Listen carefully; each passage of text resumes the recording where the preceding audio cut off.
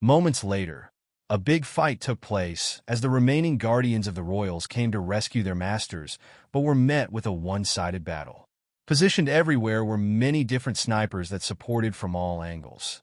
All of their efforts were in vain as they encountered one difficult opponent after the next. It was not a force that they could ever hope to defend against with how few hockey users they had available to them. There was a severe lack of devil fruit users in Mercy Kingdom, which caused them to be a vulnerable island. Perhaps others were once great supporters of the kingdom, but such people no longer existed or had lost their faith in their rulers.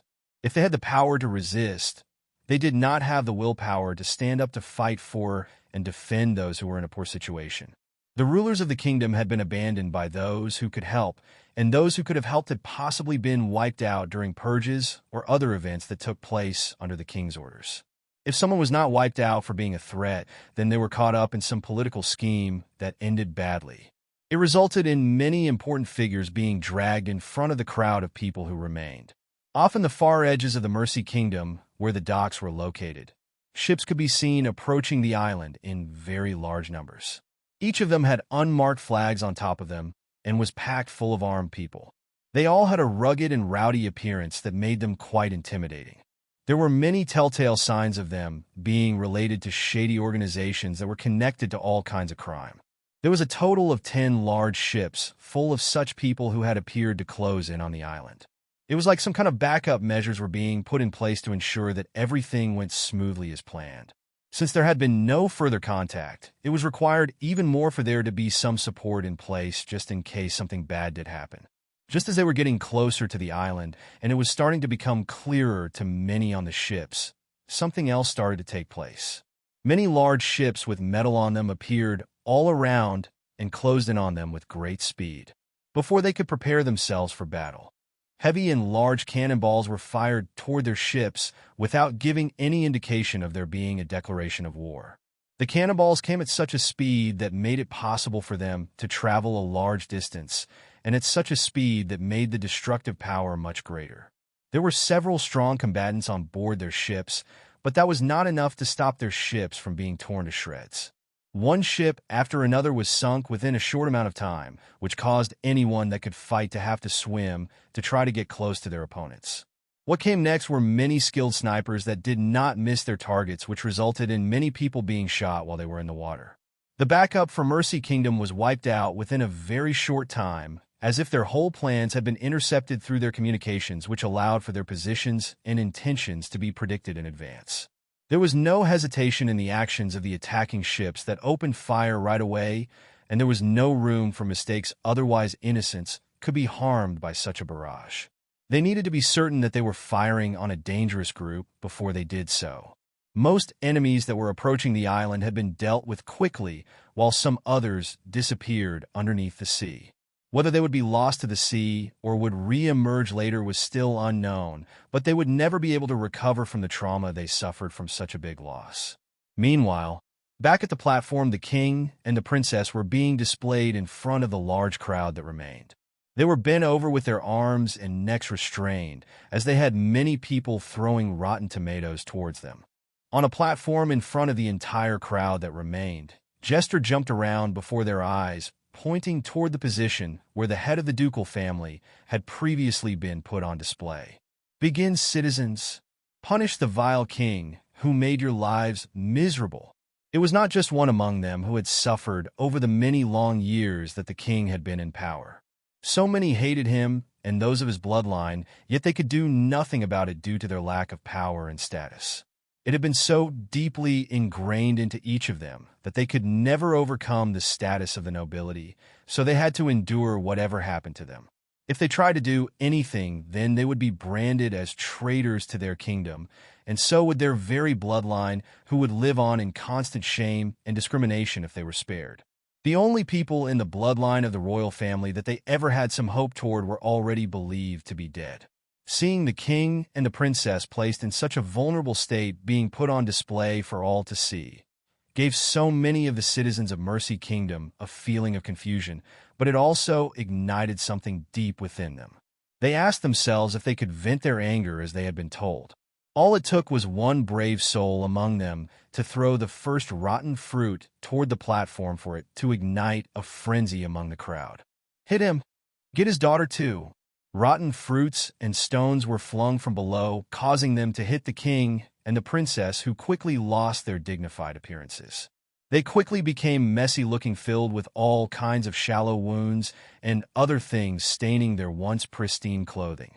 Their previous proud faces were distorted into an unsightly appearance, as there was a mix of hatred and unwillingness.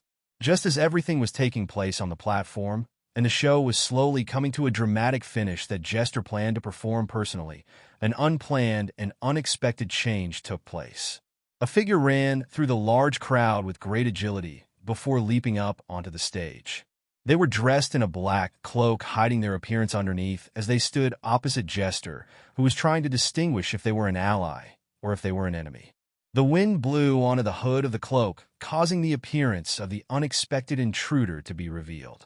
Burn scars were down the side of the face of the woman, who was revealed along with some other body parts on the same side of her body. She had light blue hair and light blue eyes with an unmistakably beautiful face and skin if it was not for the burn scars that covered one half of it. A gentle smile appeared on her face, which showed her relief. "My Jester, you lived on." It was Zero, but she had removed the thick white face paint that covered up her appearance. When she arrived at Mercy Kingdom, she did not expect everything to happen so smoothly, and that was not the only surprise for her. It was strange to be outside of the crowd and see her Jester standing there as the leader of the forces that had aided her. Zero eventually planned to reveal herself and her status to take back what was hers when she gained enough support to do so, but seeing Jester, she had an impulse to step out to see him up close.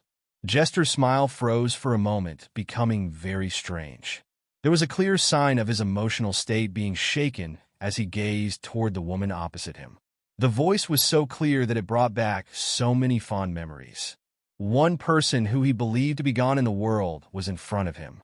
He went through stages of disbelief, happiness, sorrow, and a wide variety of emotions as he gazed toward her, and his face showed each emotion. "Princess, you are alive?" The Duke, who had been further away, suddenly shouted. "The princess? Oh, how the fates have smiled down upon our kingdom. There is still hope for us all." It made a large difference between a random group coming to deal with the king and for it to be an act supported by someone who could make a change to the kingdom and pick up the pieces. What the kingdom needed was someone to help them climb back up, and the princess was most suitable for that. The outsiders could just as easily solve the problem, but they would not be inclined to stick around once everything was over with. It was doubtful if Jester would have any loyalties to his kingdom anymore, since he was only loyal to the princess, and it was likely that he was doing everything to avenge the princess. Praise be the princess. All hail the princess. Princess, become the ruler. Lead us to prosperity once more. The people who learned of her existence and her past deeds were quick to follow along as they begged for the princess to take her rightful place. Hey everyone, Quantum Audiobook here. Sorry for interrupting, but if you're enjoying this content, please consider subscribing to the channel. Also, feel free to share your thoughts on this novel in the comments, and don't forget to like the video. The sudden change of events came too soon for many to possibly predict what would have happened. Jester was left in disbelief to the point that his once always smiling face had crumbled, becoming a wide variety of emotions being displayed openly. The citizens of Mercy Kingdom were just as shocked before becoming overjoyed or uncertain about what the return of the princess could mean for the kingdom. If the princess forgave the king and younger princess at such an important moment, then it could greatly shake up everything that had happened so far. Many feared for their lives, as retribution would surely come for them if the king was able to live on. He was never the sort of person to forget anything and was always swift to take revenge on those he had been wronged by or held a grudge against. Even the king and the princess were frozen with shock and disbelief as they tried to identify if it really was the princess that had come back from the dead. Jester regained his calm before bowing before the princess, who was once known as Zero. "Princess, you must be the mysterious Zero who was working with the White Storm, correct?" Zero, who was otherwise known as the first Princess Alice Mercy, nodded in agreement. It seems that we both survived and both brought back some unique company along with us. Jester put on a wry smile. My allies are a little bit weird, but I guess I fit in with them. He did not even seem to realize that there had been some change within him after achieving what he had set out to do so that he could avenge himself and the princess while learning that she had survived too. His protective walls and all of his past trauma that built up his usual smiling facade crumbled, causing genuine emotions to show for the first time since he was a very young boy. Some thuggish-looking people dressed in colorful clothing and with face paints or masks over their faces were in the crowd and were just as shocked by everything that took place as they called out. Huh? Boss Zero is a princess. Haha. So we all have been spending our days with nobility. I wonder what will happen to us now. Perhaps she will not need us anymore? As if sensing the tension and unease being built up, Alice could not leave it alone as she stepped in front of the crowd. I will talk later, Jester. It is good that we have been reunited like this. Jester smiled, bowing, before stepping back. The stage is all yours, Princess. Princess Alice sighed. Just call me Alice. No need to be so formal. You are the hero of our kingdom now. She stood on the platform with an air of authority as she waved her hand. As the first princess of the Mercy Kingdom, I, Alice Mercy, will pass down my announcement to all who are here to bear witness. My father and sister plotted with outside forces for a long time, causing great damage to our once great kingdom. They were involved in the plot to kill me, which I barely made it back from, so there will be no mercy in this kingdom again. Those who are taken under me will be given my protection and will be given a chance to make a life for themselves, while those who continue to harm will receive swift punishment. The criminals will all die at the hands of the one who made all of this possible today. Without the assistance of the White Storm and Jester, who had a large role to play in getting their assistance, this day may have not been possible, so he has the right to carry out the final act. Jester grinned as he stepped forward. With pleasure, Alice. Clear the stage, everyone. Time for the closing act. Many large crates full of weapons were wheeled up near the platform within view of him as he reached out his hand, breaking out into dance. Snatch! His every step was full of elegance and unpredictability as he moved across the platform. Snatch! One weapon disappeared from the crate before another did followed up with them, being in his hands. They were tossed up into the air, and before long, more than 100 blades were being juggled all over the stage. Just as they were becoming dangerously close to reaching the ground or someone on the stage, they disappeared and were thrown up again. Snatch! A cold, eerie voice came from Jester as he appeared behind the king, who was still restrained. Remember those nights? When did you ask me to juggle those blades? This is just like that time, but now, keek, I will not be the one bleeding and holding back my tears. The king suddenly felt something fall onto their shoulder, piercing it. Gwa! The nearby princess was facing the same situation as she let out screams of pain. One small blade pierced their bodies in a less lethal location before another fell onto them. Another followed, with another causing a new wound to appear on their bodies. The scene was shocking for all to see, as the king and the second princess were torn apart by the falling blades and were turned into a completely bloodied appearance full of various-sized weapons that pierced through their bodies and remained there sticking out from them. As their cries grew louder and the scene was becoming repetitive, he decided to end things. Farewell! His figure disappeared from the platform, causing all of the remaining hundreds of blades in the air to fall without anyone to catch them. All that remained was silence after the final thud of the falling weapons had been heard, leaving behind the mangled and destroyed remains of the king and the second princess. Jester and Alice were having some time together before the crowning ceremony would take place. What would follow after that would be her first official act of giving out various rewards and declarations. The two of them had been away from each other for quite some time, so they had a lot to catch up on. Jester talked about how he was rescued by Alyssia and the White Storm, how he gained the snatched devil fruit by luck, and managed to establish himself as a trusted ally of the White Storm, becoming one of their top members. Such a story was long and full of many twists and turns where Jester faced some tough opponents and overcame several difficult challenges. His travels around the Grand Line and other places were full of many things that he had encountered. He talked about how he had taken on several jobs as a mercenary and had guarded several people. It almost reminded him of the time he was by her side, always looking out for her safety, but each time, it reminded him of how different she was compared to others who were in similar positions as her. He was able to survive and find someone to hold on to when he thought he lost everything he cherished, and that person was Alyssia. He knew that perhaps he was just projecting his feelings for Alice onto Alyssia at times, but he couldn't help but do so. They were both powerful women who entered his life and helped him to pick up his broken pieces a little at a time, giving him the room to grow. They never demanded anything of him that was too difficult or harmful to him. They both encouraged him and cared for his well-being. Alice had her stories to tell too about how she fought as hard as she could. Just when she thought that it was all over and she had nothing left, the explosion took place, causing everyone on board the ship to get taken out with it, whether it was her remaining allies that were still holding on to life or her enemies. Despite being at the very edge of her reserves of strength that she could summon from deep within herself, she still managed to summon just enough to try to protect her body with hockey.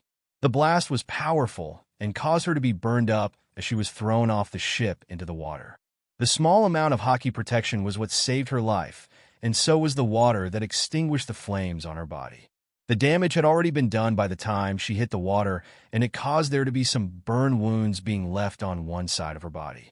A lot of the damage had mainly been left on her right arm, shoulder, and the side of her face, while other areas had suffered a lot less. If it was not for her situation, then perhaps if she got to a good enough doctor, a lot of the damage could have been treated, allowing for a smoother recovery and a reduction of the damage that remained to her appearance. She went on to talk about her difficulties being taken to be sold off in the underworld of the New World, where she did her best to survive and ended up in the no-name district. She talked about how she eventually managed to overcome various challenges and became Zero. They went on to discuss what she planned to do next and how Jester was willing to stick around to help her. The next couple of days would be busy for them both, as she would be crowned as the sole Empress of Mercy Kingdom and would begin putting various policies in place. One such policy was that the Mercy Kingdom would begin accepting certain individuals who were seeking asylum from various places. From her various challenges in the no-name district taking care of the asylum, Alice had come to know about the various difficulties many people face in their everyday lives. One small thing could be what could turn their lives upside down, leaving them at the mercy of others. Alice wished to continue what she had been doing so that she could build a home for those people and make it so that they could be integrated into her kingdom in various ways. With her taking over and having to rebuild the kingdom, she would need a lot more support from more than those who were left and were willing to put in the effort to provide some form of assistance. Alice had learned from the ground up about how to make use of every little resource and piece of manpower from her difficulties, so she would put that toward rebuilding her kingdom into something that could provide a haven for those that were her people. She wanted a kingdom that would be flourishing and strong, and that would help those who lived in it, whether it would be the citizens who had lived there all of their lives, or those who had moved in seeking a peaceful place to live their lives. While there would be some risks involved with such a plan, it would be possible with the various things that she learned from the asylum, and she could still make use of several useful parts like having her citizens partake in the dressing up at times. That way those seeking asylum would not be so easily distinguishable from the ordinary citizens, while they were using various methods to conceal their appearances. Meanwhile, the hero of Mercy Kingdom, that was Jester, would be rewarded handsomely by the kingdom and would be rewarded in front of many the moment that she was crowned as Empress. His past status as a commoner and royal jester would be removed, and he would be forever written about as a hero to the kingdom. The additional rewards would come with him gaining a proper status within the nobility, and he would be granted a first name and a family name by Alice to be used officially. There were no records of his past as a child or his parents due to poor management of the kingdom, so he would be given a name of her choosing. Jester was given the name Arthur Harlequin, while being granted the status of an earl. In terms of status among the nobility, the newly created Harlequin family was 2 ranks below the Duke nobility ranking. Viscount was beneath it, followed by Baron and some lesser nobility titles that were less important and were not considered as being real nobility. While Jester, or the newly named Arthur, had been granted the ranking of nobility, it was neither too high nor too low. It was right in the middle where the citizens would be satisfied that he would gain a reward that matched his merits. He was also in the correct position where other nobles could not complain about the princess, showing him favoritism and giving him too much beyond what he deserved. Another change that took place was that the Mercy Kingdom would undergo many changes.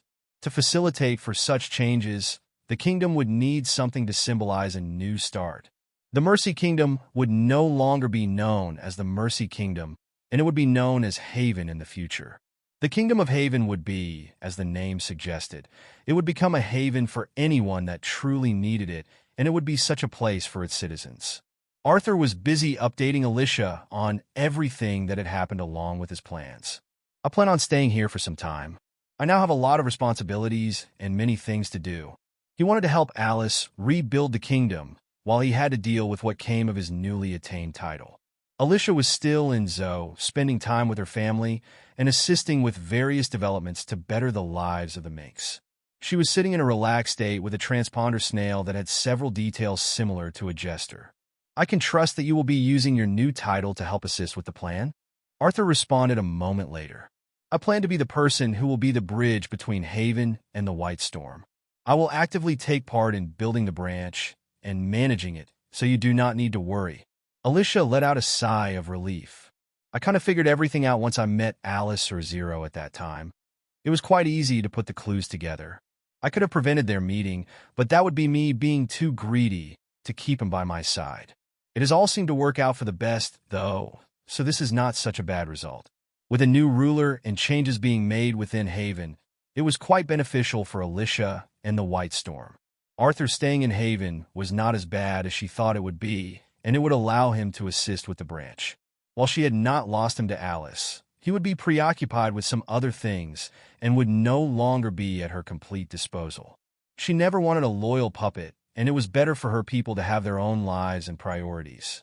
It worked out better than she could have imagined, since she was able to deeply put a branch of the White Storm into Haven, where its foundation would be built, and Arthur would be there to ensure it would be successful.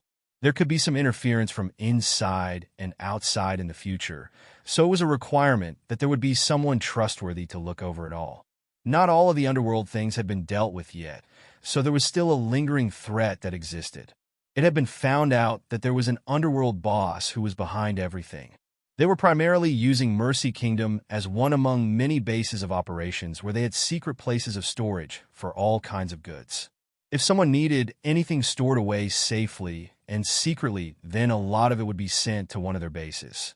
Alyssia had been staying in touch with Stussy, passing her various pieces of information about everything that had taken place, so the next phase of the plan would come into action very soon. It would not even require her to step in if things proceeded smoothly. One of the emperors of the underworld, who was known as the warehouseman or the concealer, Giberson, was someone who did all kinds of business involving the storage of all kinds of things, whether legal or illegal. While the events were not connected to him directly, they had been deeply connected to a subordinate of his. That subordinate had been branching off, doing their own business, copying their boss's business model, and keeping all of the profits for themselves. As an emperor of the underworld, such a thing could not be allowed to happen without them getting a piece of the business too. If their subordinates took such actions while concealing everything from their bosses, then it could cause others to think it was okay for them to do so. An example needed to be set to prevent it from happening all over, and for others beneath Giberson to no longer think that they would challenge or compete with him in that line of business. What was worse was how it was one of his subordinates, who had been moving in secret and gathering power, using various methods to do so. If left alone for too long, such a person could become something that could strike at him to try to take over everything that he had.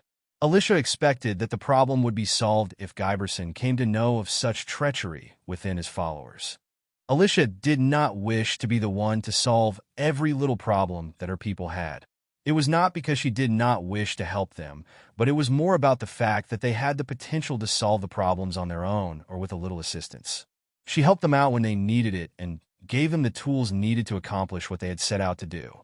If they did accomplish something, then they would have the thrill of being able to do something for themselves, and they would gain a feeling of accomplishment for doing so.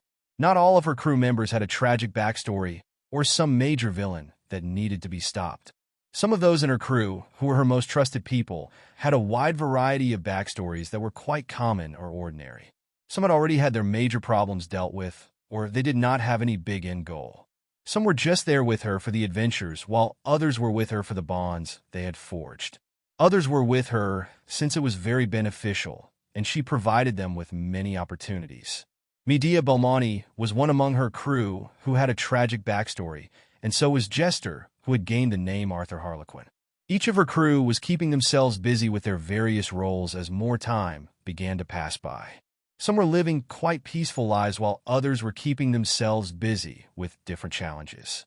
Sunila was continuing her usual lifestyle as she entered dangerous islands full of various animals. She was making use of the environment to hunt for rare and tasty ingredients.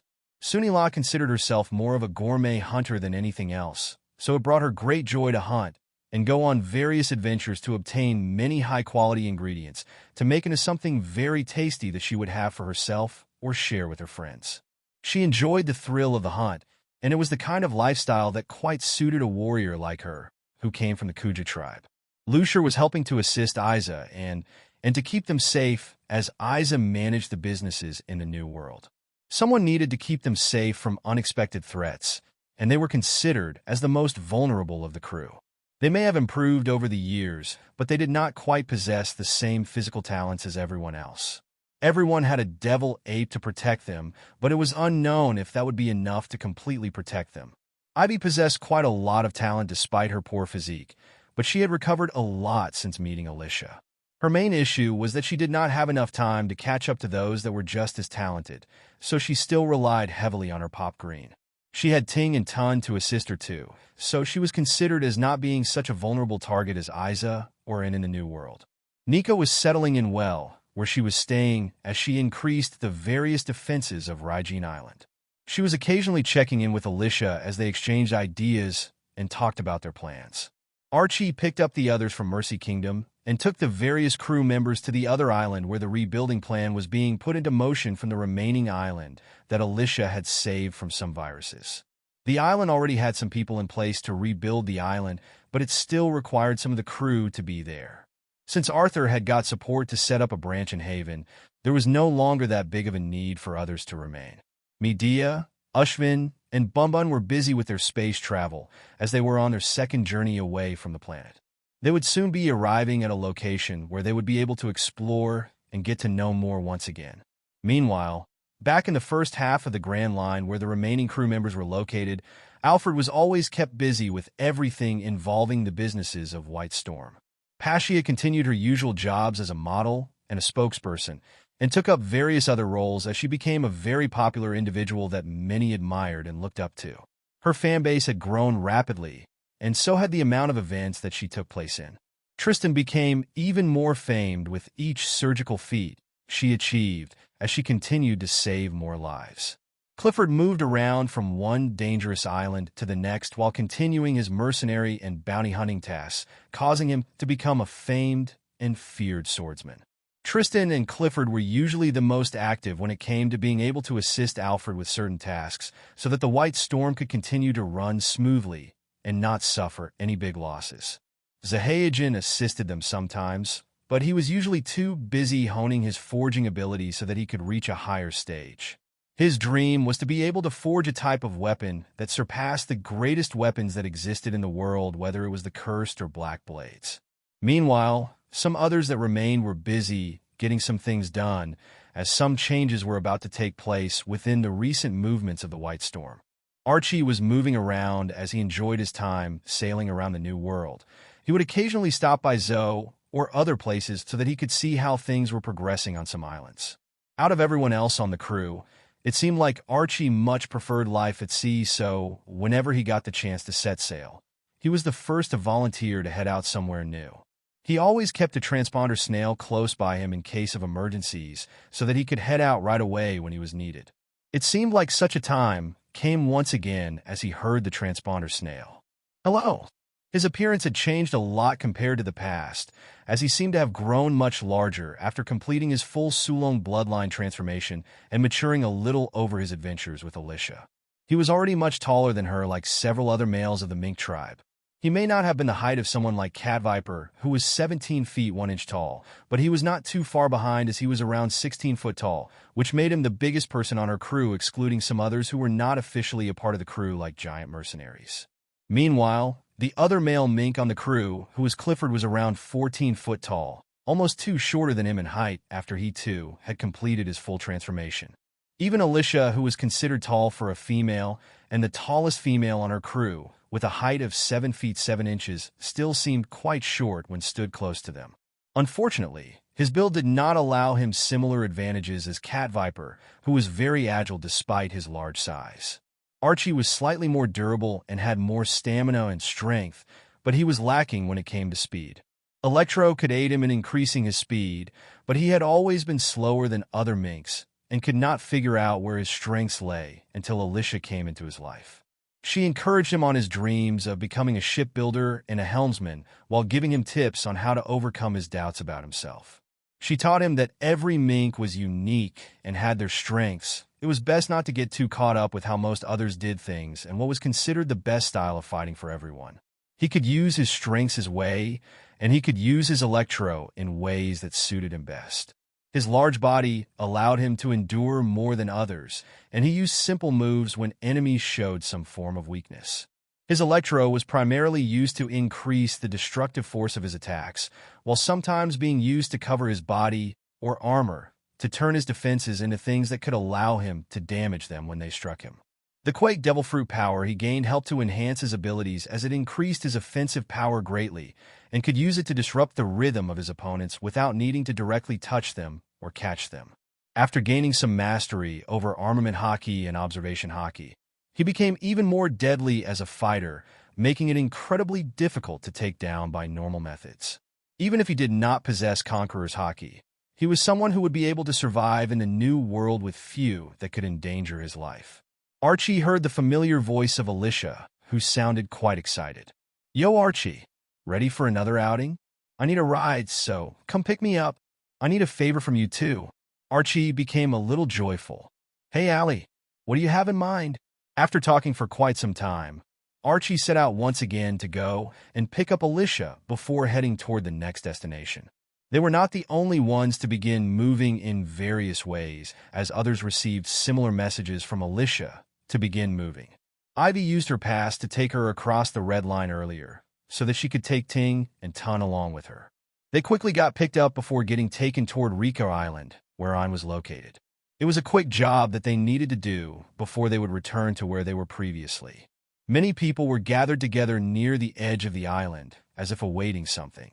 The sea started to become restless far away, as something began to emerge from it, revealing a giant-sized sea creature with a very long neck. A large bubble dome surrounded a city that had been built around a giant tree that was the main focal point in the middle.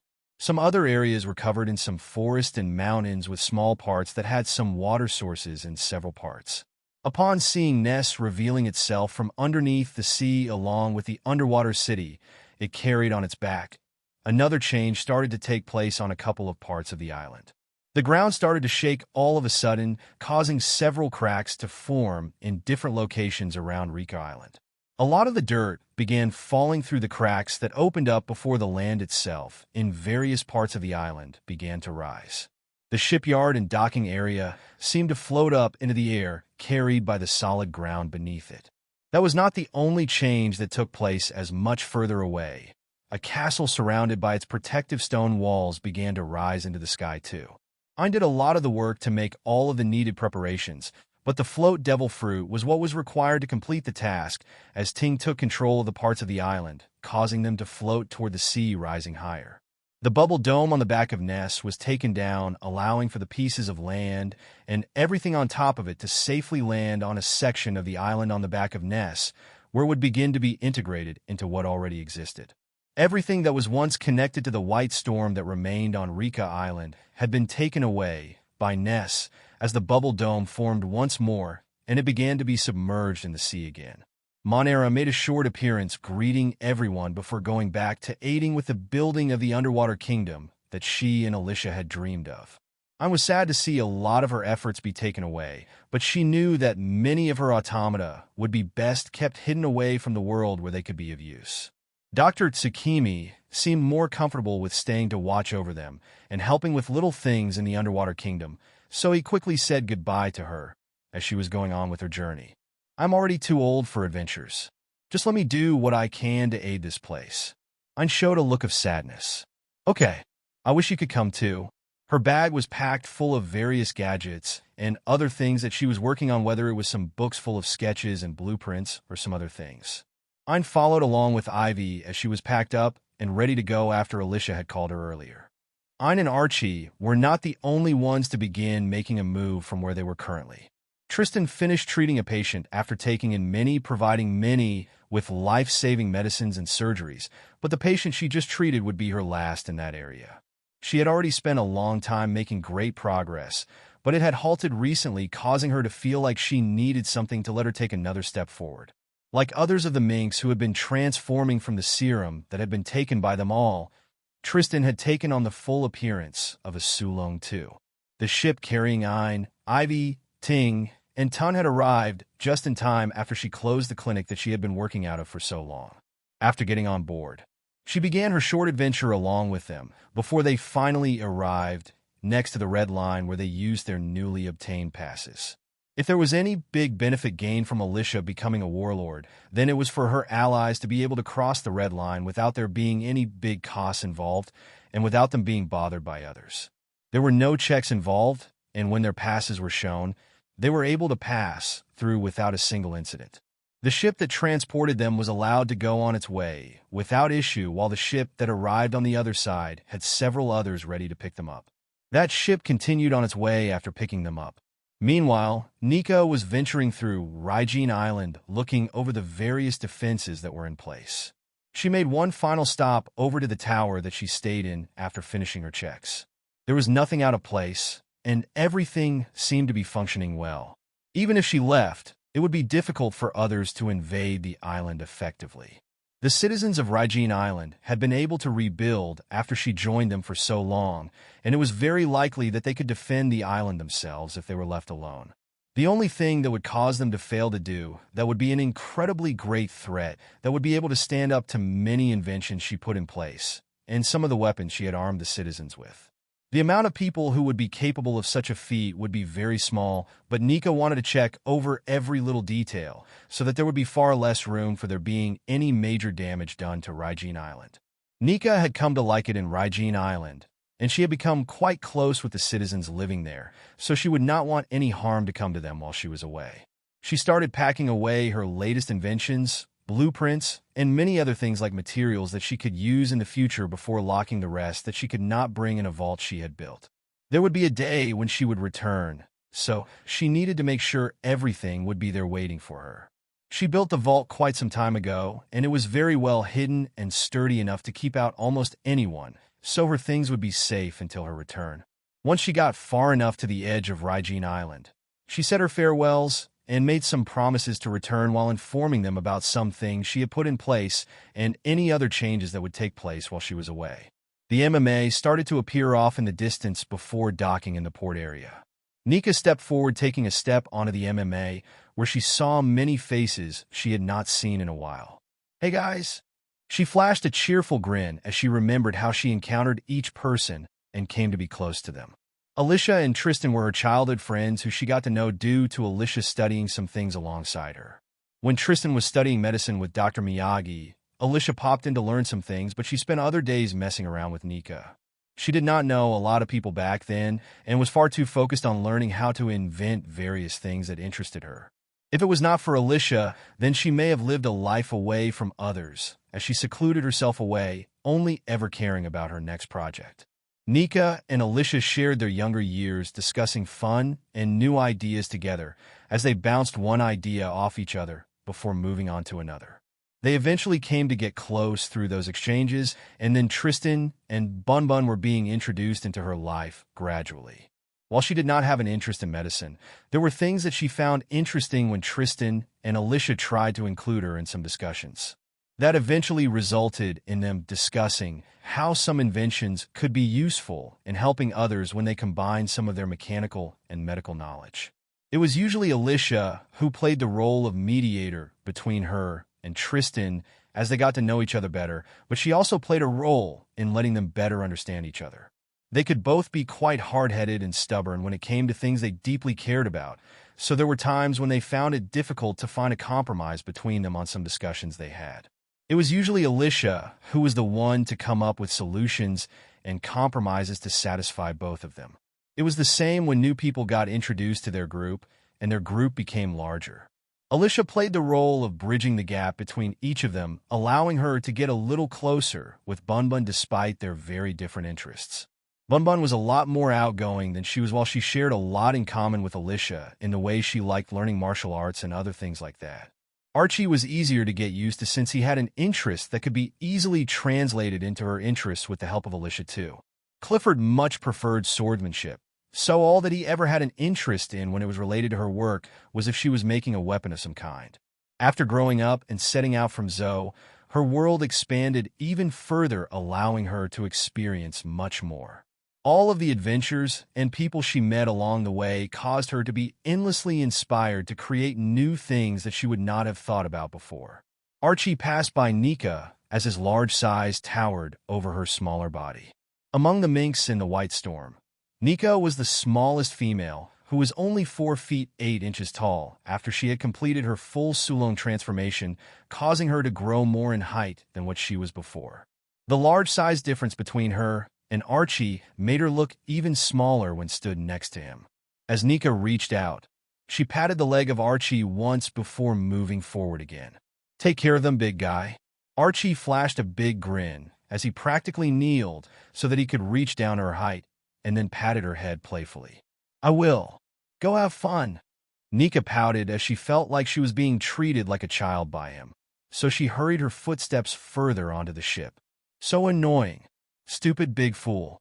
Archie stepped off the ship as planned since he would be the one to remain in Raijin Island.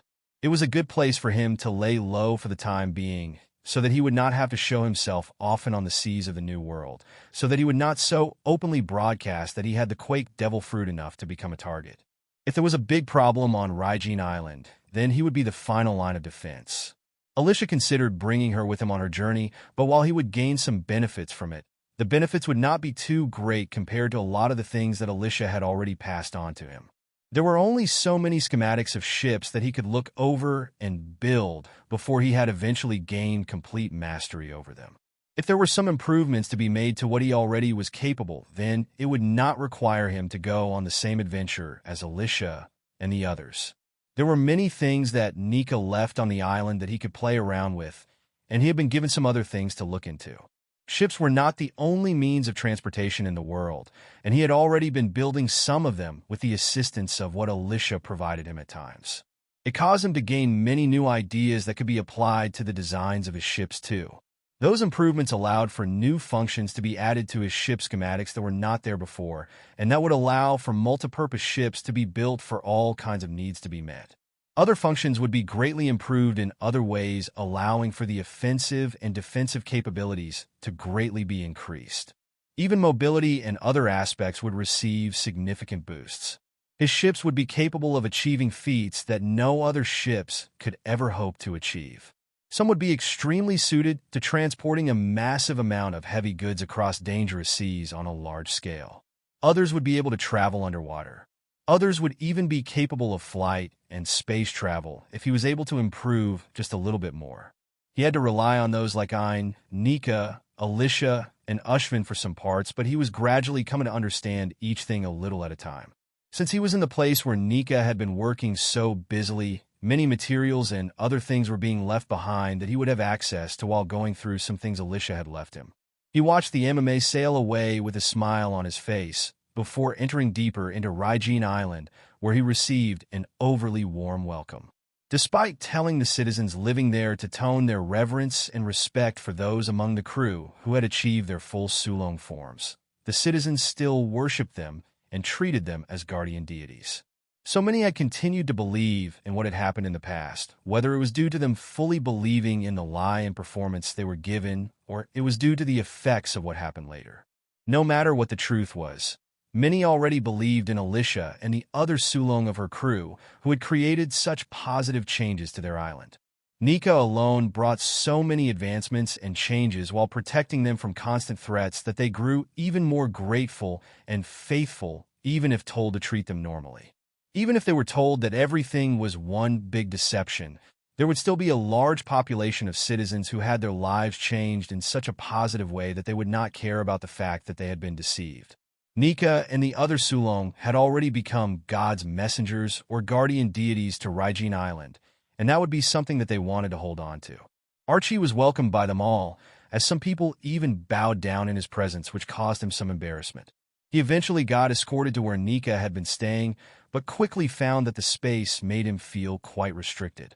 The rooms Nika was using were built to suit her, so they were not too suited to his large size, so he ended up making a space in the area where she had a larger open space for building things. He vowed that he would make use of the time he had to come up with something cool and useful by the time he was reunited with the others. More time was passing by as the MMA continued on its journey. Alyssia had been gaining fame points constantly due to her status as a warlord, and that was always helping her to keep a constant supply for times when she needed it. There were many times when she was purchasing basic or intermediate skills and knowledge from just about anyone so that she could dump some of the points she had. While she had a large variety of different sets of knowledge and skills to learn, she could only go through so much at a time despite the fast learning she had with the aid of her system. While she was dumping points all of the time that it filled up close to the limit, she kept some spare for times when she encountered some unique skills that interested her. The journey would be a long one, taking a couple of stops along the way, but that would only make the journey more fun. Alyssia had rarely done anything as a warlord, so she needed to make some appearances occasionally and do some things to stand out, otherwise the world government could question whether it was worth making a deal with her. It was already quite surprising that they had not yet asked her to do anything specific, but she expected that they would soon begin to do so. Somewhere on the seas of the New World, there was a large fleet of pirate ships attacking some other ships. The ships belonged to the Marines, and the flags hung from them showed their affiliation. It was quite a daring move for anyone to attack the Marines at sea, yet the large fleet showed no hesitation as their cannons bombarded the ships. The Marines were vastly outnumbered as they were being put in a difficult situation. They did their best to maneuver out of the way of cannon fire and counterattack, but they just could not keep up with the constant attacks coming in from so many angles. They were vastly outnumbered, and only one person on board the few Marine ships seemed to be capable of doing anything effective. Some were busy deflecting the cannons using their swords and physical prowess, while a single man was stepping in the air, trying their best to make it from their ship toward one of the enemy ships. They left their ship to try to counterattack against the enemy, hoping that they alone could change the course of the battle. Their allies were suffering from such a tactic being used since they would not be there to aid them personally, but it was something that had to be done. A risk needed to be taken if there was to be any hope for any of them. Backup would not arrive anytime soon for them, so someone needed to act right away. The Marines certainly had the kind of bravery and courage to leap headfirst into danger all on their own so that a chance could be created for their allies. The Marine landed on the ship after knocking away some cannonballs and avoiding some during their time, traveling through the air using Jeppo/moonwalk. The display of such a fighting technique showed that he was someone who trained hard in one of the available techniques that was only ever taught to those belonging to the Marines and those of the world government. It was usually quite rare to find someone who had the aptitude to learn among those who would be allowed to learn such techniques. Some would only be able to learn one or two of the methods, not being able to gain a proper mastery over them, while some rare geniuses like Rob Lucci could gain a very high mastery over all of them, resulting in him developing his unique style and techniques. There would also be some others with high talent or exceptional physical capabilities that surpassed certain limits, who could be able to replicate the techniques after seeing them performed by others and by making use of their advantages to achieve similar effects. Some methods were more refined than others, while some, like Alyssia, had perfected their style that surpassed the originals. Making use of their powerful leg strength, the Marine made full use of their powerful jumps and kicks to tear through the pirates that they came up against while trying to cause damage to the ship. Despite their best efforts, the many ships still left had begun their assault on the lone Marine ship. Everything was looking very bad for the remaining living Marines. Meanwhile, further away was a single ship that was approaching, and it was occupied by a small number of people. Alyssia was lying comfortably with her arms resting behind her head on a chair. She was being informed of what had been spotted ahead, so she let out a yawn. Go handle it, you guys. It was not something that seemed worthy of her acting personally, and her moving into action would simply be overkill. The moment that she gave the order, those around her started to move into action. Everyone started to get ready for combat, except for a couple of exceptions, which was a fat cat with wings on its back. The fat cat with wings was Lee, who never seemed to be helpful in any situation. Bro! Lee raised her head to look toward Alyssia before curling up again and falling back to sleep. Seeing her actions, Alyssia let out a sigh. So disappointing you are. What a waste of a decent devil fruit. While she felt like it was a shame, Alyssia did not feel like it was that big of a tragedy. If she felt like it, then replicating it would be a possibility. While Zoan devil fruits were quite difficult to replicate without a single flaw, it would be easier to create something like a large feline devil fruit based on the lynx devil fruit. With the level of expertise that Dr. Vegapunk had, he could replicate a type of devil fruit, but it would be considered as a failure just because he got the color wrong. Alyssia was already progressing her research rapidly enough that she could replicate or create devil fruits of many different kinds almost perfectly. Zoan devil fruits were a lot more difficult to accomplish for her, since she had far less experience making them, but she already had quite a lot of success with Zoan and Logia types. Perhaps there would soon come a day when she would surpass Dr. Vegapunk in that area, so even creating a perfect Zoan copy would be a possibility, and in the present, it would be possible to create a lynx devil fruit with a couple of subtle differences like fur color. After thinking about such a thing, she no longer thought about scolding Lee for wasting such power and returned to her resting position. I need to give some consideration toward what kind of rewards I should give those who need power. There were still some captives from the Blackbeard pirates who she had not killed yet or stripped of their devil fruit abilities. She studied them enough and extracted enough of their skills, so they would soon outlive their usefulness. Their abilities needed to be put to use in some way, and she still wished to figure out some useful ideas for devil fruits that would be able to suit those of her crew. While Alyssia was trying to figure out if it was worth giving her crew members a devil fruit, and what would suit them quite well, the others had begun to move. Ayn equipped her mechanical suit before taking off to the sky and headed toward the direction of the ships that were ahead of the MMA. She could see that the Marines were in a desperate situation and their ship was covered in flames. Ayn arrived above the ship and held her palm facing down toward it. Foam spray. With the combined developments of her mechanical research and her further research into her foam abilities, as she explored the possibilities and potential hidden within, she kept unlocking new ideas and applications to her ability. Her hand released a large amount of watery foam, which was sent toward the mechanical attachments on her palm, causing it to be fired down toward the flames. Usually, such a thing would be difficult since the force she could use to fire would be very weak and the range would be small. With the technology she had built into her suit, she could adjust the amount of force the foam would travel along with many other variables involved. She could fire very thin and precise shots if she wanted to do so, or she could fire very spread out shots too, along with a wide variety of different ranges and area coverages, and even increase the force of it. Ayn adjusted it to mainly act like a wide-range sprinkler that would be enough to target all of the flames covering the ship without doing any physical harm to those hit by it. The type of foam she chose to use was suited to dealing with fires, so it was very effective in dealing with the problem. Some gunshots were fired toward her direction, but they bounced off her mechanical armored suit. So useless. This is made of Wapple metal. Ordinary attacks will not work. She was excited to test out the capabilities of her upgraded suit, but she focused on her task to put out all of the fires first. The others should be. Ayn did not have very long to think about the others arriving soon, when she turned her head to see them making their moves. Tristan was wearing her combat suit with her modified gauntlets as she used Jeppo and her Electro to leap around over the sea with great speed. Leave this to me. 8 Impact Thunder Fist. She appeared over a pirate ship, sending her fist crashing downward. Her fist did not even make contact with anything, yet a strong force came crashing downward along with a strange mist. Her usage of medical herbs had developed to the point where she could create all kinds of effects with the mists and vapors that she introduced into her attacks.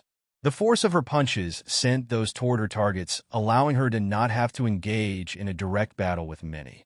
The force alone was enough to do a whole lot of damage to the ship and those caught in it, but even after surviving it, there were still the after effects to deal with. Ugh, this strange. What? Huh, I feel funny. The pirates on the ship kept dropping to the ground one after another as their bodies could not fight off the effects.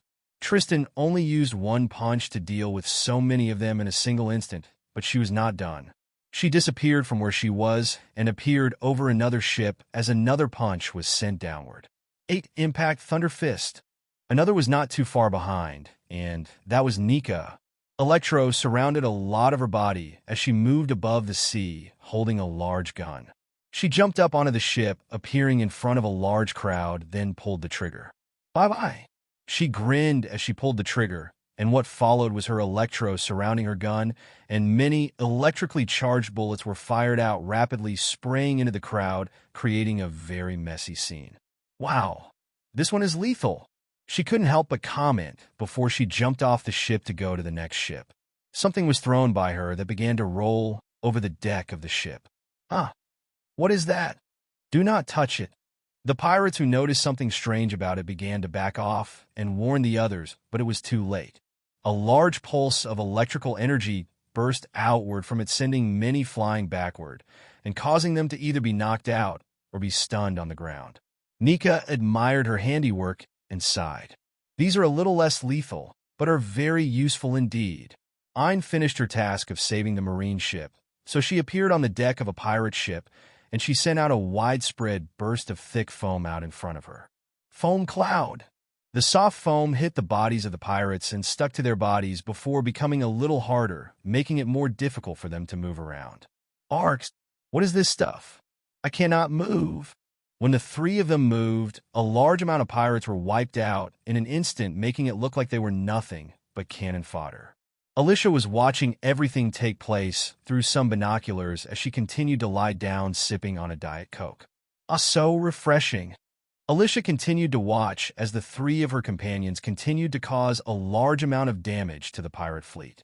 Ayn preferred to use less destructive methods, so she caught many pirates using her foam that sprayed over them and hardened quickly, causing them to be unable to free themselves.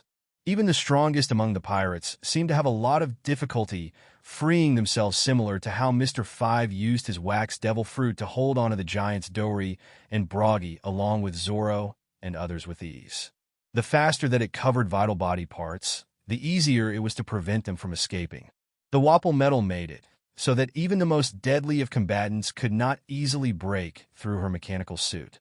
Even if they were capable of achieving that feat, they would still need to deal with her after that. Her Logia powers made it so that she was practically untouchable unless there was a strong armament hockey user among the pirates. Even if they possessed strong hockey, they needed to be able to get to her body past her tough armor. Unless they possessed advanced armament hockey techniques that could pierce through tough exteriors, they would struggle to harm her physical body while it was still under the protection of her armored suit. She started testing the various functions that were available to her as she sprayed some different kinds of foams. Some were very slippery while others were slimy and sticky. Some took on a texture similar to soft, fluffy clouds, while some others hardened, creating different effects and results. She shot some very precise water-like shots towards some others who were trying to snipe her down from the sky, causing the high-pressure shots to knock her targets back with a lot of force, causing them a lot of harm, yet still not killing them. Nika was more used to fighting and killing others, especially after staying in Raijin Island for so long. It was home to many threats coming in from those who crossed the red line and wanted to make an impact on the first island they landed on in the New World. She was required to not show mercy to those who would harm the citizens of Raijin Island and disrupt their way of life. That caused her to not view pirates and other criminals in a favorable light, and she would have less hesitation toward taking their lives. She was not actively seeking to end their lives, but when there were so many, she could not afford to hold back against them, especially when others' lives were in danger the longer she was stuck fighting one group. Nika wanted to try out her latest inventions too, just like Ayn, since it was an environment different from what she was used to. Most of the time, Nika fought from a lot further away despite having the physical capabilities to do so much more. Since all of the minks in the White Storm had more than enough time to take their physical capabilities to the peak of what was possible, the unlocking of their Sulong forms was what pushed them over the edge, allowing them to reach greater physical capabilities than everyone else. Even the smaller-sized Nika could use her body alone to take out a great number of enemies, with very few others being able to be her equal in combat, yet she still preferred to fight her way. She made use of her high speed and electo capabilities to enhance what she specialized in, and that was her mechanical and sniper specialties. Nika had developed a wide variety of different guns and other weapons to use in a wide variety of situations. Some fired off high-speed bullets that were electrically charged in a long-range single shot, while others sprayed them rapidly with a much wider and less accurate usage that was most suitable for mid to short range. Such weapons were usually quite heavy or had a powerful kickback when fired, but she was able to handle it with ease. Her electro grenades and other inventions provided slightly safer methods to take down enemies, but there would always be a risk of death being involved. Tristan was probably the most conscientious out of all of them. She was a doctor by profession, and she wanted to focus most of her efforts towards saving lives rather than taking them. If she did not have to, then she would not take a life, even if she felt they deserved it. There were situations where she had to do it, or she became emotional enough to take the life of another, but it was mainly due to the cruelty such people inflicted on innocent people. Whenever it did happen, she felt very guilty about it, like she had done something wrong and against her code of conduct as a doctor. That caused her to focus her efforts more on developing safer methods that were far more effective and less lethal. She improved herself through training and gaining experience while unlocking her full Sulong form to make herself just as formidable as Nika and the other minks in the White Storm. Her usage of punches that created impacts, wind currents, and shockwaves was what was primarily used to scatter different vapors and her other creations in different directions. With every new creation she made, she developed antidotes and ways to let herself gain resistance to them. Even if she got caught up in her creations, they would have little effect on her compared to others, while they would cause a wide variety of different effects on others. Just one punch of hers was enough to subdue an entire ship, and one vapor cartridge was used up to achieve that. Her movements were so quick that she would be able to remove the cartridge and replace it with another before she appeared over another ship to deal another devastating punch. I was slightly slower in subduing a single ship, but Nika and Tristan did it in an instant before moving on to the next. Alyssia showed a smile as she saw how powerful her friends had become. Not bad. Not bad at all. These New World pirates seem so very weak. If I stepped out or brought more with me, then this would have been way too much. Even if they did not possess Conqueror's hockey like her, they would be able to make big names for themselves in the world, even if they went off on their own to do their own thing. The fleet of pirate ships was quickly subdued, resulting in some deaths, but a large amount of them remained alive and subdued long enough for them to be captured by the Marines. The small ship of Marines that survived along with their captain was not enough to deal with the present situation, so they waited for some support to reach them. Alyssia boarded their ship. She went over the details of everything related to the assistance she and her crew provided as a member of the Warlord system. It was enough for her to take up some kind of quota of work that would be required of her as a warlord while making a name for herself and those she was related to. If she did not do anything for a long period, then it was likely that the world government would find a reason with that to get her to do something for them. They would probably do that anyway, but if she was doing something to aid them in some way, then there was less of a reason to make them use that as an excuse. She already said that she did not wish to take on some tasks if it was something that was too despicable and that they could not make her do anything she did not want to do. If they understood that well enough, then they would not push her too far beyond her comfort zone, but that was entirely down to who was giving the orders and what kind of situation would be forced upon her. Not everyone in the world government and the Marines was so understanding enough to take such warnings seriously enough.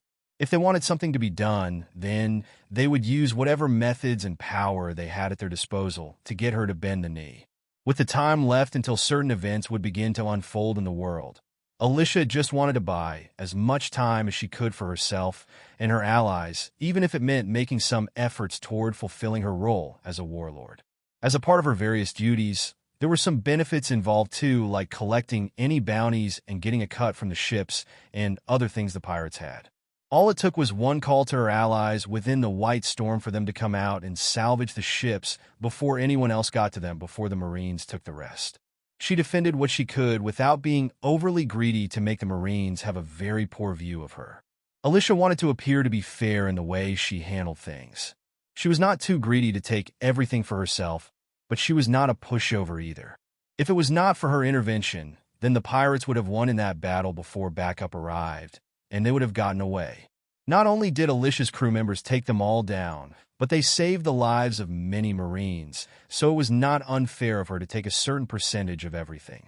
Alyssia already had a great amount of wealth available to her, so she was not overly greedy to covet it all.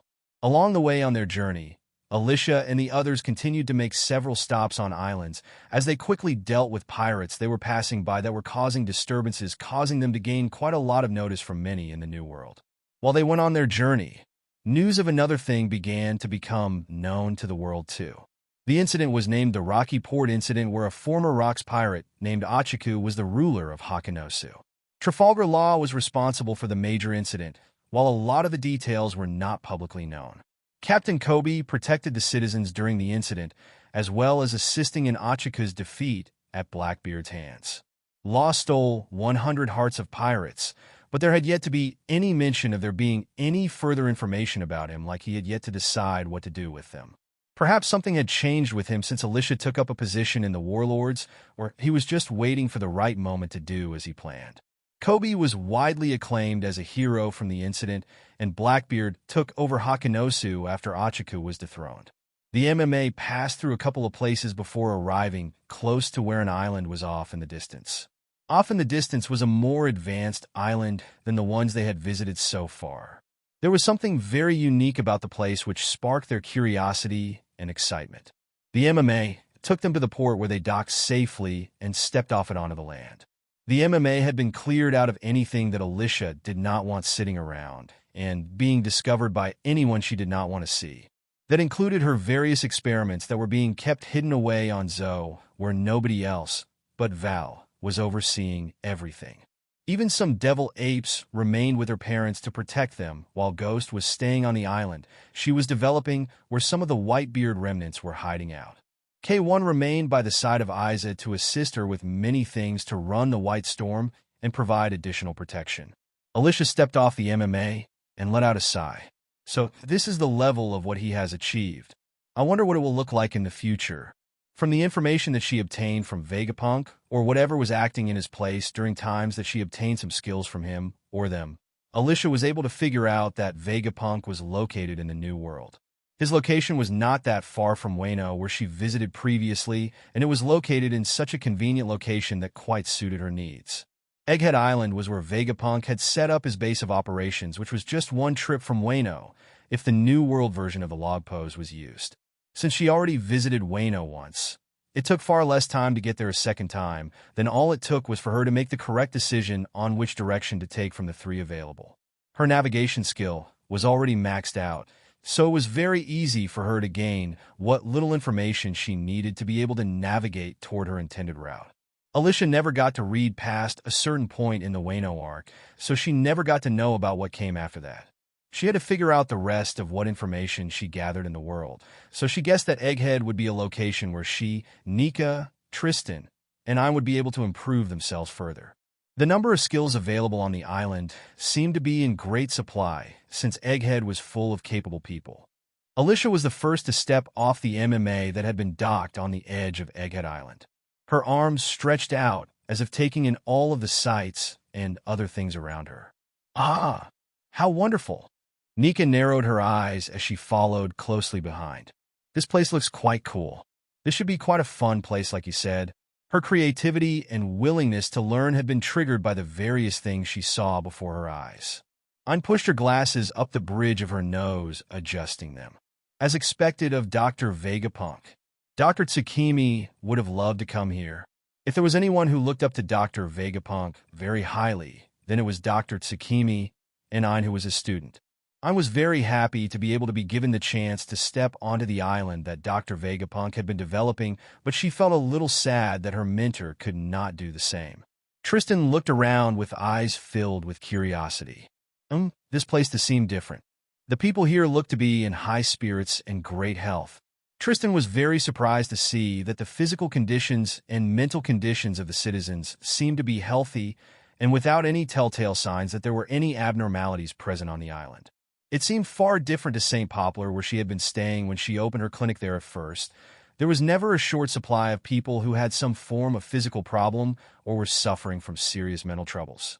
Tristan had to play various roles from doctor, surgeon, and even therapist so that she could try to reduce the poor state of the citizens there. Meanwhile, in other locations that they explored, identical versions of Bartolomeo Kuma were dressed in futuristic police uniforms as they wandered the busy streets. The streets were busy with a wide variety of different races who looked quite serious and dedicated. Some had very scholarly appearances, and they even wandered around with a notepad, writing down some notes, while others carried around a book they were reading. Other people wore lab coats, while others seemed to be dressed like ordinary citizens. Some were working in stores selling goods and providing the island with a feeling of normalcy, while others were much more busy as they were immersed in their studies or were working on an important task. All kinds of futuristic technology were present on the streets, and the architecture was very advanced too. Many areas caused Alyssia, Nika, Tristan, and I to feel like they had entered a futuristic world quite different from the one they had been living in. Even Alyssia was very surprised by some of the things she had seen. She may have had her system to help her gather some knowledge and skills that could present some clues about the island, but it was still a very tiny portion of what had been in front of her eyes. What excited her the most was the high quality of knowledge and skills that were gathered together in one place. Her red eyes began to gleam with excitement, and her tongue licked her lips as if salivating over something delicious. System, I think that it is time for a refresh of the skills I have purchased. The screen flashed suddenly as many rectangular screens kept appearing and overlapping one after another as the system began selecting targets nearby. The skills were zoomed in on as they were identified by each one individually before being compared to the progression Alyssia had in them. If her purchase skill level was not enough, then it would only collect what was within that level of purchase mastery she had or what level of mastery she had reached. Using that method, Alyssia was able to collect a vast amount of knowledge and skills from each person around her without needing to spend a single point. The only issue with using that method was that she was unable to collect anything else that she had not already purchased and raised to a certain mastery. Some skills and knowledge would not be available to her unless she spent her points on it. There were probably some useful skills that were available, but Alyssia did not want to waste her hard-earned points so easily. If she wanted to spend them, then she would only spend enough on the beginner or basic skills while upgrading those that needed to be upgraded after having their current ranking maxed out with no more room for improvement. The skills she was most interested in were not those of the citizens, but the vast amount of knowledge and experience collectively gathered would be a huge advancement for her system, as it would be studied and compiled by it. The group of four continued to wander around, taking in the sights around them, while asking some questions to some of the citizens. What they were able to learn was that Egghead Island was a meritocracy-ruled island. Unlike other islands that granted status and positions based on birthright and other factors, Egghead Island was run in a way that merit and achievements were what helped people gain positions worthy of their abilities. Upon hearing such a thing, the four of them were very excited since it would allow them to settle on the island more easily. There could be some talented people on the island, but that did not stop them from being able to learn more and try to surpass those people. It could be said that the four of them had areas where they may have excelled far more than others on the island, but they did not have the same vast resources and environment to fully bring it out. Alyssia clicked her tongue in annoyance as she sighed.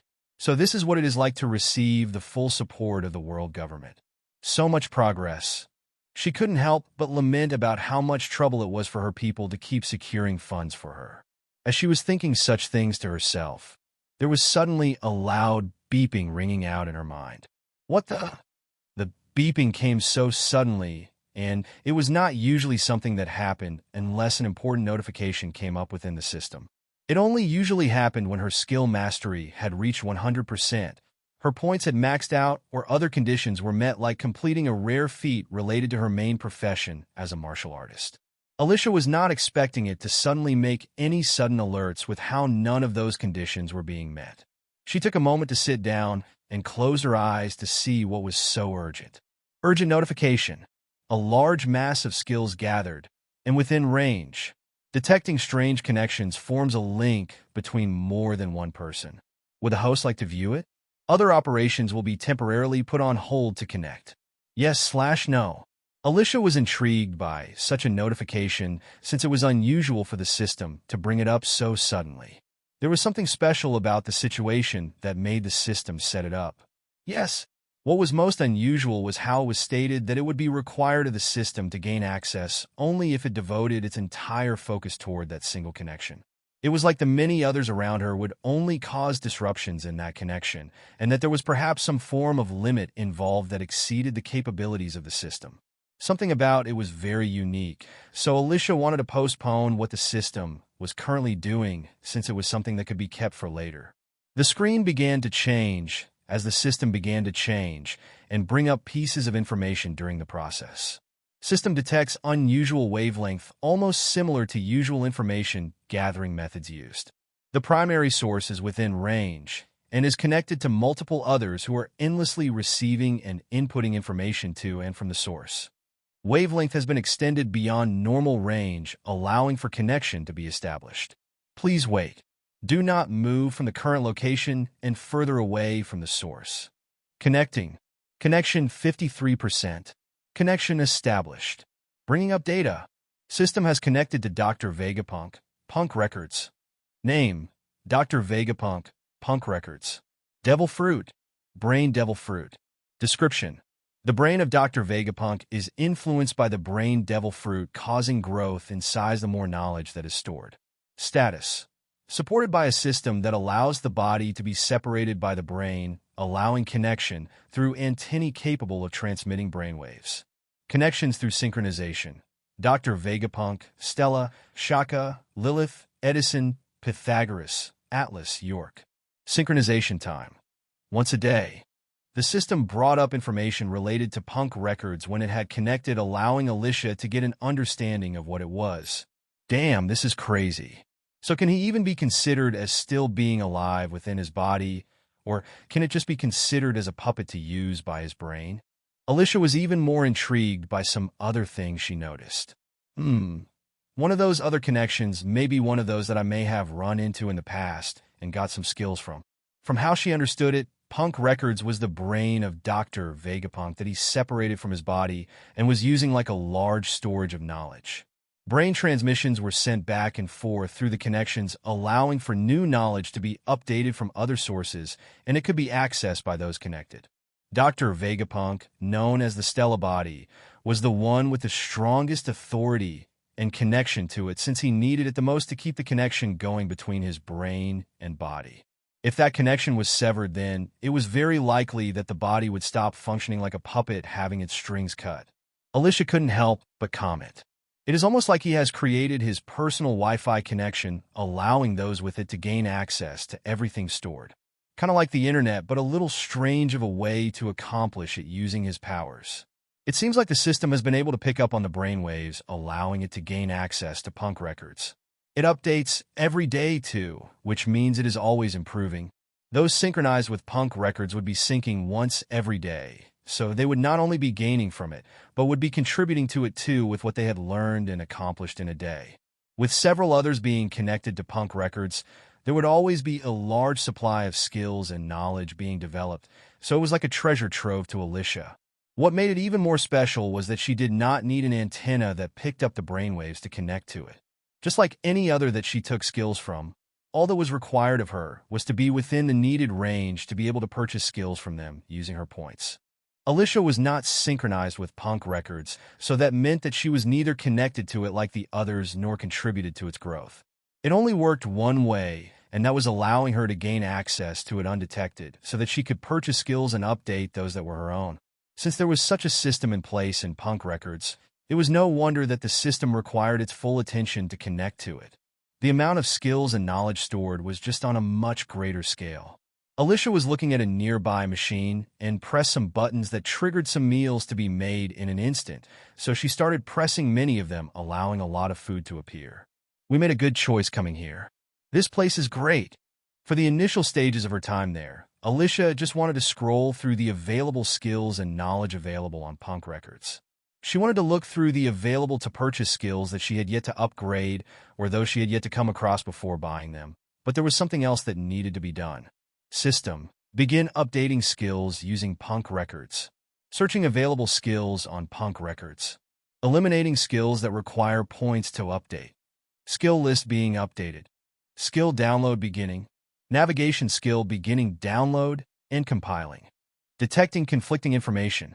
Correcting errors using new data. Beginning compilation and analysis of data. Solution found. Error eliminated. Skill mastery percentage has been lowered. Solution. Host must study previously flawed and corrected skills to raise mastery level back up. Skill update still in progress. Estimated completion time per skill. Basic skill 30 seconds. Intermediate skill 1 minute. Advanced skill 5 minutes. Expert skill 30 minutes. Connection must be maintained during update. It works similarly to how she usually used the system when purchasing the skills from others, but when syncing with punk records, it was like there were so many things that were far more neatly arranged and far less full of flaws. The system did not require as much time to compile everything and test it out, since a lot of it was already tested and confirmed many times by the best geniuses on Egghead, including Dr. Vegapunk himself. Some parts of punk records were so advanced and useful that it could even help toward advancing how the system could arrange everything it had gathered far more efficiently, allowing for it to improve its previous operations and capabilities. Compared to many other times when she gained skills from others, it was like her system was undergoing a slow and steady system update. That update required her to remain connected to punk records, and if disconnected, then it was likely that the update would be halted. It was not an immediate download like she had done when purchasing and downloading skills from those around her. It required a little more time to use the connection through the brain waves, since she was not close to the source of skills like usual. It caused her to think that it would be best to get as close to punk records, then it could be possible to make it easier for her to make use of it. That was her hypothesis based on what she had put together from everything she had learned so far. So Alyssia was even more certain that it would be best to find a place to live closer to punk records before looking into a way to integrate herself. It should not be too difficult for her to integrate herself into Egghead, but it would probably require her some time to do that. She needed to have some achievements and to make a name for herself before she could gain any recognition and a useful position worthy of her abilities. Alyssia and the others were still without those accomplishments within Egghead Island, and they did not have any connections that could help them, so it was starting from the beginning once again. As the four of them enjoyed the food and drinks sitting around a table, Alyssia put out her hand towards them, as if prompting them to place their hand over the top once after another. "Let's do our best here." Ayn smirked as she placed her hand over. My babies will make some improvements once again." Tristan did the same, making a vow of her own. "I will make another stride forward to becoming the world's greatest doctor." Nika leaned closer and did the same. "I wonder what interesting types of energy all these things run on. I want to understand how all of this works." After they stated their individual goals that they wished to achieve on Egghead Island, they went on to enter deeper and explored the various parts of the island that was less restricted. They eventually found a place where they could use the berries they had on them to purchase or rent somewhere to use, whether it was a home or a space to work out of. It seemed like the technology was quite advanced, so it was quite easy to have some things prepared even if they had not been in place previously. As they were making discoveries and getting settled in, Alyssia's system was upgrading her skills and adjusting her progress toward the mastery she had over them. The system made some adjustments, opening up some areas where she had to learn and correct some of her previous incorrect knowledge if she wished to raise the mastery percentage back up again. While that was progressing smoothly with each skill being updated, she took some time to scroll through the various skills available on punk records that she could purchase and begin learning from. She scrolled through them and read through a couple that caught her interest before arriving on one that caught her interest and was among the unique skills that were available. Alternative Energy Source Project. The study of many kinds of energy and how to make use of them using safe and efficient methods. Expert. Hologram Technology Project. The study of holographic technology and other technology allowing for interaction with holograms. Advanced. Seraphim Project. The study of creating a human at the peak capabilities of humanity infused with green blood expert. Green Blood Project. The study of artificial blood with the properties and powers of devil fruits expert. Giant Mech Project. There was a very long list related to ongoing projects that were being developed on Punk Records. Some had been nearing completion, while some others still required more time and research. Some of the projects involved had already been collected and developed by Alyssia, while some of them had already been learned up to a certain point. Some skills she had yet to touch the surface of since she had not come across them yet, but there were some that she had an interest in. Some others seemed quite suitable for those around her, so she was quite tempted to use her points on something for them. That way she could learn something new too while spending some time studying the same thing together. That was until something very different came into her view. Mother Flame Project. SSS+++ Unique Skill. Restricted. Purchase and information of skill available after purchasing related skills. Alternative energy source. Hockey energy. Waves. Devil fruit. There was a long list of requirements in place for the skill that restricted it from being possible to purchase. It was almost like it was impossible to begin learning unless certain requirements were met, so it showed how high grade the skill was. It was like it was the type of skill that ended up venturing into realms that reached the absolute peak of the world, and it was something revolutionary that could bring great changes. Some skills had already been mastered to a certain level of mastery, but some were still missing, so she could not purchase it yet. It was something good to work toward, and it filled her with renewed purpose to explore some routes she had not touched yet. Alyssia set the Mother Flame Project skill as her end goal while turning her attention toward the needed skills. Some parts of the energy and wave research seemed to be already covered but could use some further upgrades to expert. Her electro research and other studies of energy would help to reduce the overall costs of the energy-based skill, just like she had some areas covered in researching waves. Alyssia had done a little research into hockey, devil fruits, and other areas, so some of it was already covered in some way. All that was left was to begin purchasing the unique skills that combined many areas of research, and anything already covered heavily by other skills would cause the mastery of that skill to be raised. Any skill raised on her own, or through mastering parts of lesser skills that made up other larger skills, was just one way to reduce the cost, whether it was purchasing a higher grade skill or a unique skill.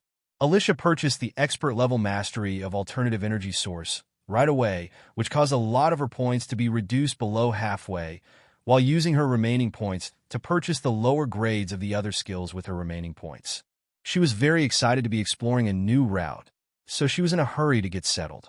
The newly purchased skills would be of great help toward future projects she could work on with the others too, so it would provide her with more motivation and fun as she worked.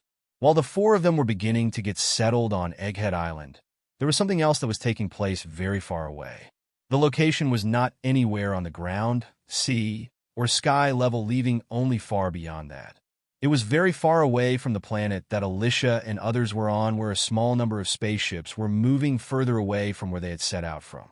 They maneuvered through a large amount of floating debris before spotting a large structure off in the far distance. The ships had been traveling around for quite some time and made one stop where they had previously been before setting out for yet another destination. The crew on board had been on a long journey that took a very long time, but they finally saw their next destination within their range of view. Upon having it within the sights of the spaceships, they began moving toward it while gradually reducing the speed they traveled. The two spaceships closed in on the giant structure floating in space. The speed of the ship reduced greatly as they got closer and closer to avoid a full-on collision. If they collided, then it was most likely that the two ships would be what would be destroyed and worse off from the collision, so they slowed their approach while circling. As they were doing that, a section of the giant metallic structure began to show some movement. Large doors began opening that were big enough to fit in ships of very large sizes. Upon passing through the open door, there was a landing platform that was very open and wide, allowing for the ships to safely come to a halt before they would be moved to other locations. The doors closed behind them, allowing those on the ship to venture off their ships. A large sign was hung above one of the main exits to the landing zone, where many other ships were gathered together.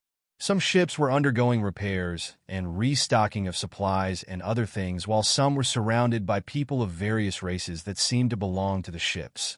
On the sign, There was a clear and bold text that was written as Ho-Ho Station, while there were some other strange texts that seemed to be in other languages and could not be understood by everyone unless they had learned each one. Ho-Ho Station was known as a large space station that was considered one of the most popular destinations to stop at.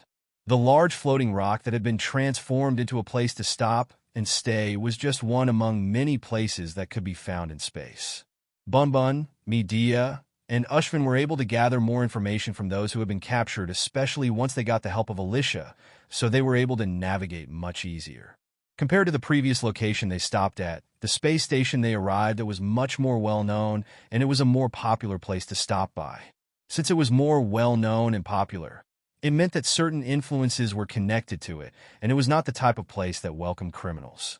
The previous location welcomed everyone and did not discriminate whether someone was an outlaw or not, but the current location did not allow such people to remain if they were well-known troublemakers and caused any problems during their stay. It was much more enforced and law-abiding, but that made it slightly more peaceful. The overall atmosphere was more relaxed, and some parts seemed like it was some form of check-in stop or tourist attraction. From the information that had been gathered, there were several sections of Ho-Ho Station which housed all kinds of different things. One section was for the residents who lived there or rented from the living quarters, then there were the docking areas, the luxury areas, and then there were the market and other places. All kinds of experiences and opportunities were awaiting them, so the three of them prepared with the rest of the crew that joined them before securing their ships. Bun ventured into the stalls browsing the clothes and food that were available while playing around with some of the vending machines that were on display. There was a mix of human-operated trade and machine-operated trade, providing a differing form of buying and selling different goods. The machine-operated trade allowed for a constant fixed price, but a lot of the prices were usually quite high since they were mainly related to the operations of the space station. Some human-operated trading places were connected to some businesses that were heavily connected to the influences that were heavily related to the space station, and they had little room for negotiating trade. It was mainly in the market areas that most trade was more flexible and the prices involved were not so high. Medea and Ushvin learned the methods used for currency and how everything else worked, so they were quick to obtain the card that had been registered to their account so that they could exchange things for credits. The credits were the main currency, and although the crew had arrived only after having one trip into space, they had been quite successful with their trading during the first time out. There were two available methods to gain access to credits. The first one was what Medea, Ushvin, and Bun were making use of, and that was the card form. The card had a certain credit limit, so if someone went beyond that limit, they would have to get another card to put the credits onto. It was usually the main method used by newbie travelers, criminals, and anyone who did not feel comfortable with carrying around everything in one big account. The main perk related to the card was that there was less of a need to register it when using it, and there would only be updates of use that would come up on the systems when and where it was used. There was no tracking involved or other sensitive information that needed to be obtained to be able to use the cards. The wristwatches were the other method that was more widely used and had a lot more security involved, but that came with having to reveal all kinds of information, and it would be possible to have their location tracked through the wristwatches. Some criminals had their versions that could not be tracked, but they were not possible to be used in more official locations. Upon learning something so important, Ushvin transferred over all of the credits from the previous trip onto cards before they made the trip back. Since there were some funds on the cards, Bun was able to go on a shopping spree and have some fun while Medea and Ushvin made preparations to visit different trading spots to see where they could get some good prices for what they brought with them. Medea and Ushvin began visiting different places to earn as many credits as they could. They planned to purchase anything they could find that seemed as advanced or otherworldly as possible. Anything that they had never seen before was on their list of things to buy, so that they could bring a large amount of new and strange things back for Alyssia and the others. It did not matter whether it was a tool of some kind, a consumable, or even a unique species. Alyssia just told them to bring back as much as they could. It did not matter whether they had to purchase some pets or slaves that would be on sale in some areas so long as they were what could not be found on their planet. Unique alien races and other creatures had their unique traits that could be studied to help Alyssia's studies of lineage factors and to further her other areas of research. Anything like that could be what would be needed for a breakthrough in her studies toward making a perfect humanoid or animal that could surpass her current creations. Ho-Ho Station seemed to not handle human trade, so it showed that it did not allow such things, but it was very different for other types of creatures. It was not uncommon for different types of creatures to be captured from all kinds of places and sold as pets. Some would even be quite rare species or so unique that they would sell for a large amount of credits. Any resources from other planets or that could only be found in space were just as important since they could unlock new paths for her, whether it was for discovering new energy sources, technology, and many other things. Other resources like plants and many other materials could be put toward creating medicines or her serum research. There was a wide variety of applications for each newly discovered thing they could bring back. Even books or other forms of data storage methods containing knowledge were just as valuable. Knowledge of the history of the influences in space or the surrounding planets was just as important. Translation machines would be a great help too for understanding a lot of the things that were not too easy to translate manually. Bun Bun continued exploring the many things available as she was carrying around a bag with a clear liquid inside with a straw sticking out of it. This stuff is not so bad. She had purchased a flavor nutritional supplement, which was the most common for meals in the space station. Some locations sold edible food of different types, but it seemed like there was a limited supply, and the prices for them were very high. Even a small vendor barbecuing some strange-looking meat had attracted a large amount of people who were willing to pay high prices for it. Meat and other consumable goods seemed to be a luxury in Ho-Ho Station since they would mainly be brought in from the outside. They might have had ways to grow their supply somewhere, but a large amount of that would not be made available to everyone. The most used method for consumables was usually different types of drinks and food that came in a liquid state. The one that Bun Bun was having was vegetable-flavored, so she quite enjoyed it. She was curious to try out some more things, so she kept exploring until she came across a large machine. It looked very strange and had many buttons on it, so she couldn't help but become curious about it. "What's fun?" Her eyes shone as she approached and paid using her card, causing the machine screen to turn on, displaying many strange symbols. There were many things that she did not understand, so she started to mess around with the buttons, causing some symbols to change and move around until she pressed one more button. When she pressed it, noises were being made by the machine as if something had been triggered. It opened up and a large metallic claw pulled her inside. The insides looked like a small booth that had many colorful lights inside along with some mechanical parts. "Wait, what is this?" The mechanical parts moved as she was held in place, and she did not resist. She did not feel danger from it, and she was still quite curious about what would happen. Something dangerous could not just be sitting out in the open like that, right? The mechanical parts began glowing and gathering some form of energy at the tip that was approaching Bun Bun before it came into contact with her body. "Hey, that tickles." "Ah!" She broke out into laughter from the sensations her body went through, causing her to forget about the situation she was in. The mechanical parts continued to move around her body at a fast speed without fault. Even her slight movements were no problem for it, as it seemed to adjust itself and was very accurate with each part of its actions. Bun Bun was ejected moments later and was left standing there wondering what had happened to her. It was not until she looked at herself did she realize that something about her had been changed. Wait, what are these markings? Covering her body were many strange markings that she had been playing around with on the screen. They were all in black and covered various parts of her body, making it look like an intricate body tattoo.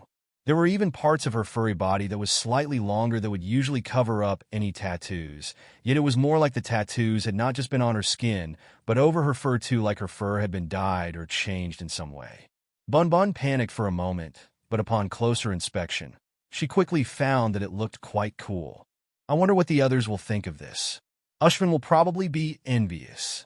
She remembered that Ushvin and Isa had tattoos of their own and took great pride in them, so they would probably be interested in such a thing. She did not dwell on what happened to her for long before thinking of something else.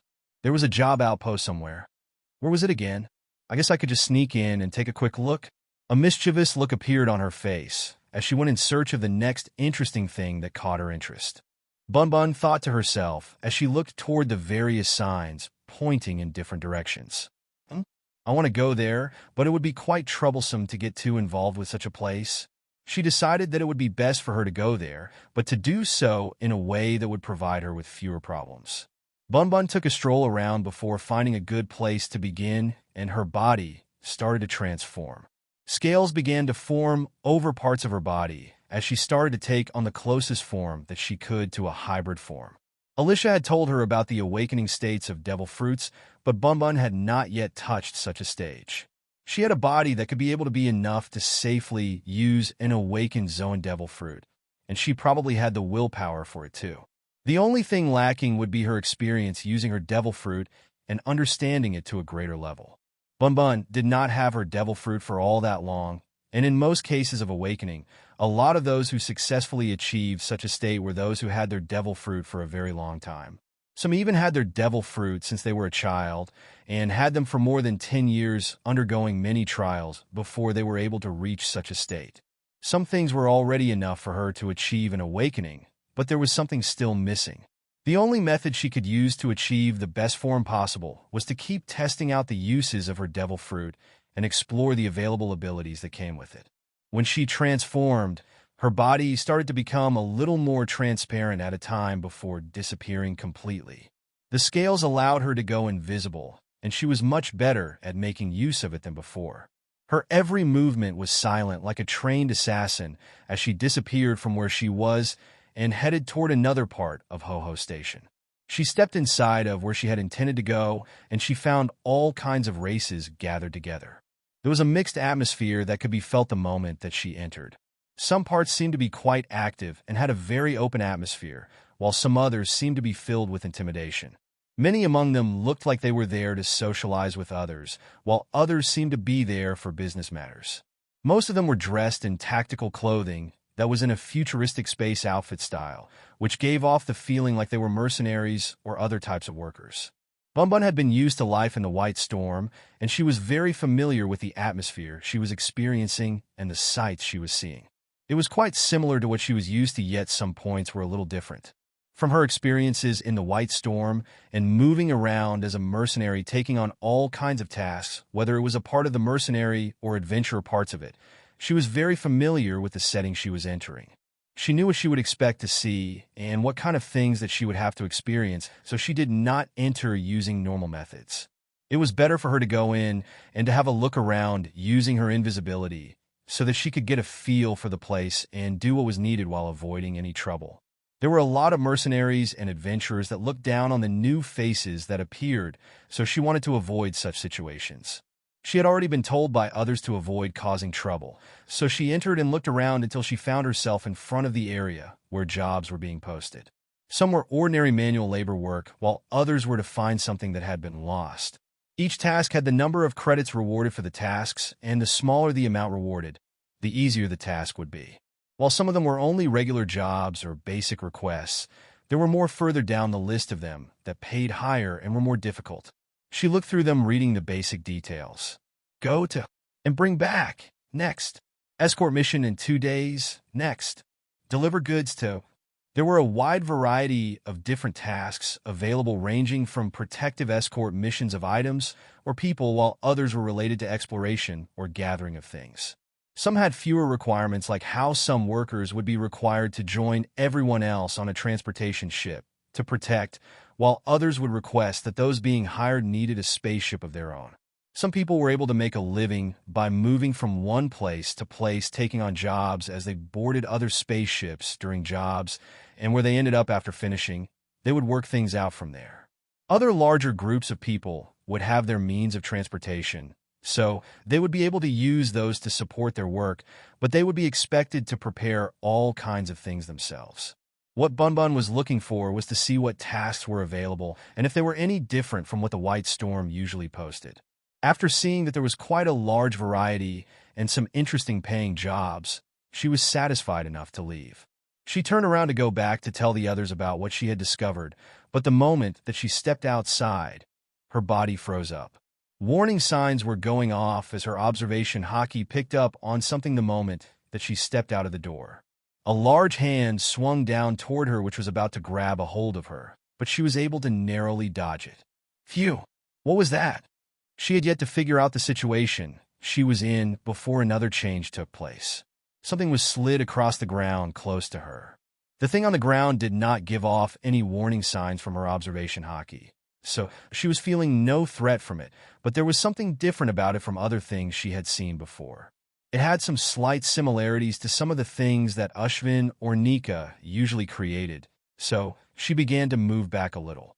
It was too late for her to move before it triggered and released a wave of some form of energy all around her. A cold voice filled with hatred could be heard over her. "You Camo pirates came to Ho-Ho Station. I will kill you all."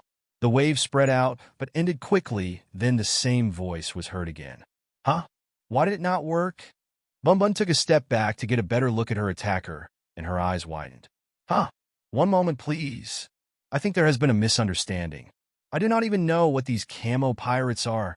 Before her eyes was a giant-sized humanoid figure that was hunched over with the ceiling just above their head. The only reason why Bun Bun did not see them before was that she was previously inside the building and did not have a good view of the outside right away. After backing away further into the outside where it was more open, she was able to make out the form of her attacker much more clearly. They were female from their body shape, while some parts of them were quite familiar to Bun Bun. It was almost like she had encountered someone from her tribe. Her appearance was similar to the canines of the mink tribe, but it was closer to the appearance of a Malamute or husky type of canine. Silver fur with purple fur patterns covered her body, and she had silver hair with purple streaks in it. There was a long fluffy tail behind her, and she had arms and legs similar in shape to the mink tribe too. Her purple eyes shone with a strong murderous intent before fading a little when Bun Bun began to talk. "Prove you are not related to them. Get on." Her arm reached out, and her giant hand turned over as if she was telling Bun Bun to jump onto it. Bun Bun could not sense any danger from doing that, so she jumped up quickly. "Take me somewhere quiet and secluded, then I will reveal myself, and we can talk." The giant furry canine girl nodded in response before walking, carrying Bun Bun in one of her hands. "If you are not related to them, then I am sorry in advance." Bun Bun remained invisible, but spoke up while resting on their palm. "No problem. I can understand that there must be a reason behind this." When they arrived somewhere nearby that was more secluded, Bun Bun jumped off their palm and returned to her original form. "All right, now you can see me. Do I look like any of those Camo pirates you were talking about?" The giant furry canine girl looked over Bun Bun, studying her, before letting out a sigh. "Sorry, it seems like I was mistaken. You are not wearing anything that they usually use." "Ahem. Sorry for the trouble, and allow me to introduce myself. I am Ripley Camille Gold of the Ripper Mercenary Group. I come from a planet called Huan, and a lot of those from my home planet are a part of my group. The Camo pirates invaded my planet and caused much trouble there, so they can be considered as my greatest enemy." Bun Bun nodded slowly. "They sound like an annoying bunch." Ripley became a little emotional again as she agreed with Bun Bun. "They have camouflage technology that makes them difficult to deal with, so that was why I mistook you for one of them. My planet was targeted since my race was quite well known for being strong warriors and possessing strong senses. They took that as something that could be considered as a threat or a challenge to them." She went on to explain more details about the Camo pirates, who were a ruthless group of space pirates. They raided many planets and were involved in all kinds of illegal businesses, ranging from stealing and reselling of resources to human trade too. It was not strange for them to suddenly appear on a random planet and begin hunting down those they considered a challenge. Their fighting style was incredibly ruthless, as they made use of any trick available to them, which included making use of their technology that made them invisible. The residents of Huan suffered a lot from them, even if they could find the Camo pirate invaders, but a group of mercenaries arrived who were hunting them down. The mercenaries sent the Camo pirates running from planet Huan, so Ripley and many others were inspired to go out into space and become mercenaries too. During their travels, they had run into the Camo pirates a couple of times, but they were never able to put an end to them. Ripley was almost finished telling her tale as she explained. "The reason why I wanted to catch you so eagerly is because my crew ran into some trouble only recently. We were taking separate ships and were on different tasks, so I could not be there to support them. I only got the report recently that they came under attack from the Camo pirates before their contact broke off completely. I am sorry for acting so rashly. Ripley was much larger than those of her tribe, so she had to use a separate ship from her mercenary group, so she would not always be with them when they went out on tasks, but she was the leader of the mercenary group. If she was not accompanying them on her ship, then she was on another mission somewhere else, since she had a trusted subordinate who she could count on. What she did not expect was that the camo pirates would show up again. Seeing the way that Ripley was opening up so much about her situation, Bun Bun thought to herself, "This might be a chance." Alyssia did say that this path would be the best to take if we wanted to get introduced to everything outside of our planet. Her gaze turned serious as she said firmly, "I have allies who are trustworthy and are looking to get into the mercenary business too. Perhaps we could be of help to you." Ripley was brought back to the Ark Maxim, where she was introduced to Ushvin, Medea, and the rest of the crew. Each of them was surprised that Bun Bun was able to bring back a potential ally so soon. What surprised them the most was the giant size of Ripley, which was just as big as those belonging to the giants of Elbaf. Ripley was around 33 feet 3 inches tall, which was considered to be quite average among the giants of Elbaf, while she was bigger than some of the smaller giants. It caused those who met her to believe that those among her tribe were similar in size to her, but Ripley quickly corrected them. It could be said that Ripley was unique among those of her species, and that she was the only one to grow so big. Those of her tribe varied in size, but like most that existed on the same planet as those belonging to the White Storm, most of them were somewhere between 4 foot and 15 tall once fully grown.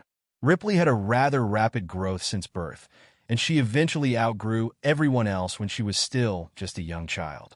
It was a unique trait that only appeared now and again within those of their race, while it did not appear very often. Those similar to her rarely had more than one show up in every 100 years or so. Upon learning about the history of such a species and how unique Ripley was, it was quite clear that they had gained quite a unique and capable ally. If there was any trait that made Ripley similar to any others who underwent a similar process, or only had such an ability appear once every so often, then it would have to be similar to Podeaton on their world. Medea, Bun Bun, and Ushvin once heard Alyssia talk about some unique bloodlines or lineage factors that had been passed down in some tribes or family lines which were very rare and special, yet they were quite rare. She did not go into detail about Poseidon or other existing things that involved bigger secrets of the world that could bring trouble if people found out, so she had to be careful with mentioning some things related to the void history or the ancient weapons. Ripley boarded her ship, which was much larger, that was able to fit her inside, leaving little room for others. It was the type of spaceship that was designed to not have a lot of things inside besides the basics compared to many others. When they set off together, the ship of Ripley looked far bigger than the Ark Maxim, which held so many people and automata inside of it. Ripley knew of the rough coordinates where her mercenary group had last contacted her before they were attacked, so she took the lead. Meanwhile, in another location very far away, there was a vast space with rocky debris floating around, and there was a planet far off in the distance. It seemed peaceful on the surface, but it was anything but that. What was hidden beneath such a scene was the concealed ships that were gathered in a large number. The large fleet of ships belonged to the camo pirates who had recently attacked a small group of ships belonging to the Ripper mercenaries. Their ships were very advanced, as Ripley mentioned, and it was not just concealing themselves that they were able to achieve. The ships and their bodysuits had built-in technology that let them blend in with their surroundings, similar to the suits Alyssia had made that were inspired by the Germa 66 suits. The main reason why the Ripper mercenaries and many others would suffer losses at the hands of the camo pirates was that their concealment was difficult to notice until they decided to show themselves. Someone could be traveling in space without detecting anything strange nearby, but would suddenly be under attack from the ships that had been concealed. Inside the ships were a wide variety of different alien races who were not a specific type of species. The only thing they all had in common was the matching bodysuits that they wore over their bodies. Some had faces similar to squids, while some others had appearances similar to insects and other alien races. The camo pirates originally started as scavengers and thieves. They pillaged what they could from others, and that was how they were able to get to where they were. They were not the smartest bunch, but they were ruthless and deceptive in their tactics. If there was a way to play dirty, then they would use it to win against their opponents. that allowed them to be successful in what they did, and they eventually looted anything that was within reach, even if it was ships and technology of others. If it helped them increase their power and wealth, then anything of value could become their target, and that included the invisibility technology they used in the present. It was just one among many things they had that was taken from others. There was little that they had that was not stolen from others or gained from all of the suffering of others. Their latest conquest was the many parts of the ships and the contents of them that had been stripped from the Ripper mercenaries. Anything of value was taken away, and that included the members of the crew who would be sold as slaves.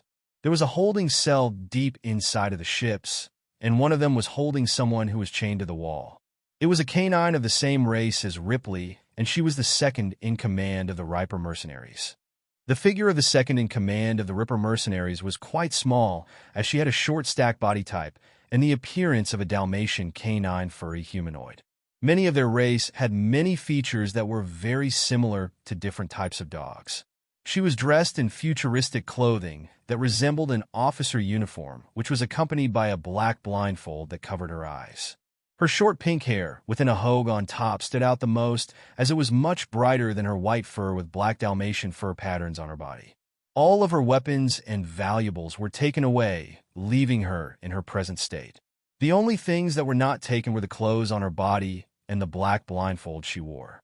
The name of the second in command of the Ripper mercenaries was called Neo Stella, and she was the most trusted person of Ripley. The two of them grew up in the same tribe and were close from a young age. Ripley found it difficult to make friends among those her age, since her large size often created a barrier with others, whether it was the reverence some treated her with or the fear they treated her with. Some feared her for her unique traits, while some who knew more about her situation had revered her as something very special. Such a situation caused it to be difficult for Ripley to get close to others, but her first real friend was Neo Stella. While Ripley possessed the raw power of a giant along with the traits of a canine species, Neo Stella had a talent for using her hands, whether it was using tools or weapons. She was quite good at fixing things if she was able to take things apart and see how they work, so she was usually the one to help out when it came to making repairs anywhere. If there was a problem that needed solving, then it was usually Neo Stella who would be called to handle it, but that was not the end of what helped earn her place as the second in command. Neo Stella was not blind, and it would be strange for anyone to usually be wearing a blindfold unless it served some kind of purpose. The blindfold that covered her eyes was her way of training herself ever since she began mastering a new type of sense that had been unlocked through numerous struggles. She had become quite adept at using it, and the training method worked wonders to train her other senses too. Neo Stella could see quite well without her blindfold, but the range had some limitations. If it was somewhere outside of the ship she was on, then perhaps she may have been able to sense the approach of the camo pirates sooner, but it was much more difficult to detect them all when they were further away and concealed in space beyond the walls of her ship. Her teeth gnashed together before letting out a growl. "I know you are there. You will not get away with this." A voice came from within the room despite there being nobody around her. "Oh, so the famous Neo Stella really can find us like this. How scary." It was good that the others decided to target you. If you were allowed to grow any further, then perhaps you may have been a problem for us. Anger was shown on the face of Neo Stella as she let out another growl. "The Ripper of the Cosmos will be coming for all of you. You have just provoked her, and she will never rest until you all will be torn to shreds." The voice laughed as if not taking her words seriously. "Ripley will never find us. She may be strong, but it takes more than strength to survive in this vast space. Without you there to help her, I doubt she will be able to function properly. I think that you should be worried about yourself and your friends. It will not be long before you will all be split up and sold off to the highest bidder. I wonder how many credits you will be bought for." Their voice became taunting as they went on and on about the situation Neo Stella was in. They were gloating about their victory and tried to let Neo Stella despair about her fate.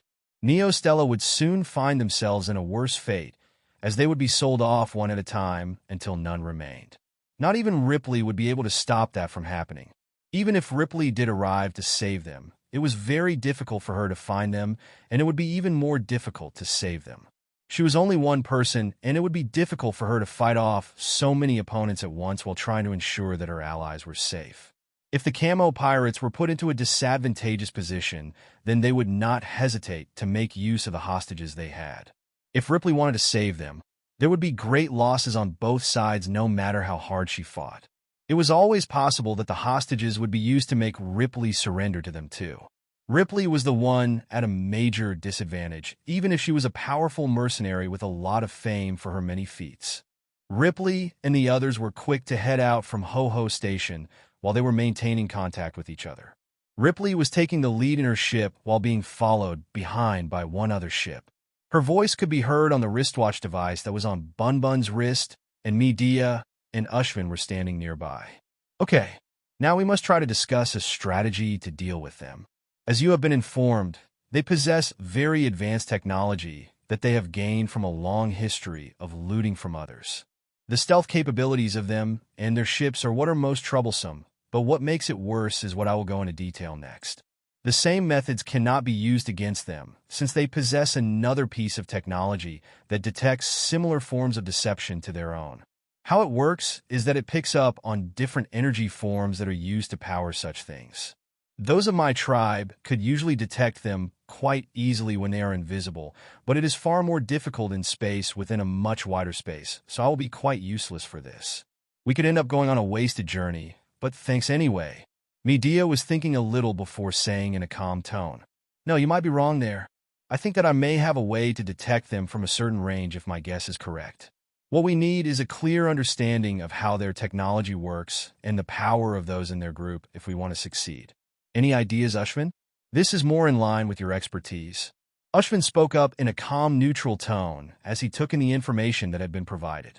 "I think I have some idea of what Medea has planned, so it could be possible that it would work.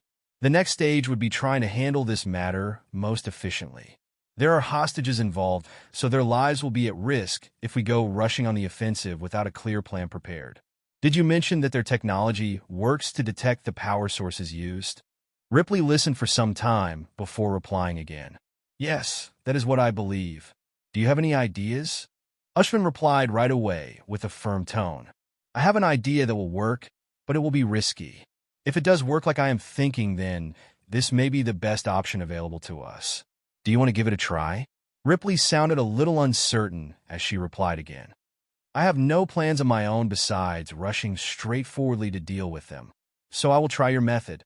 Ushvin turned to look toward Bun-Bun before saying, "I still need a detailed estimate of the enemy's estimated powers if you know them, but this mission will be relying on two people."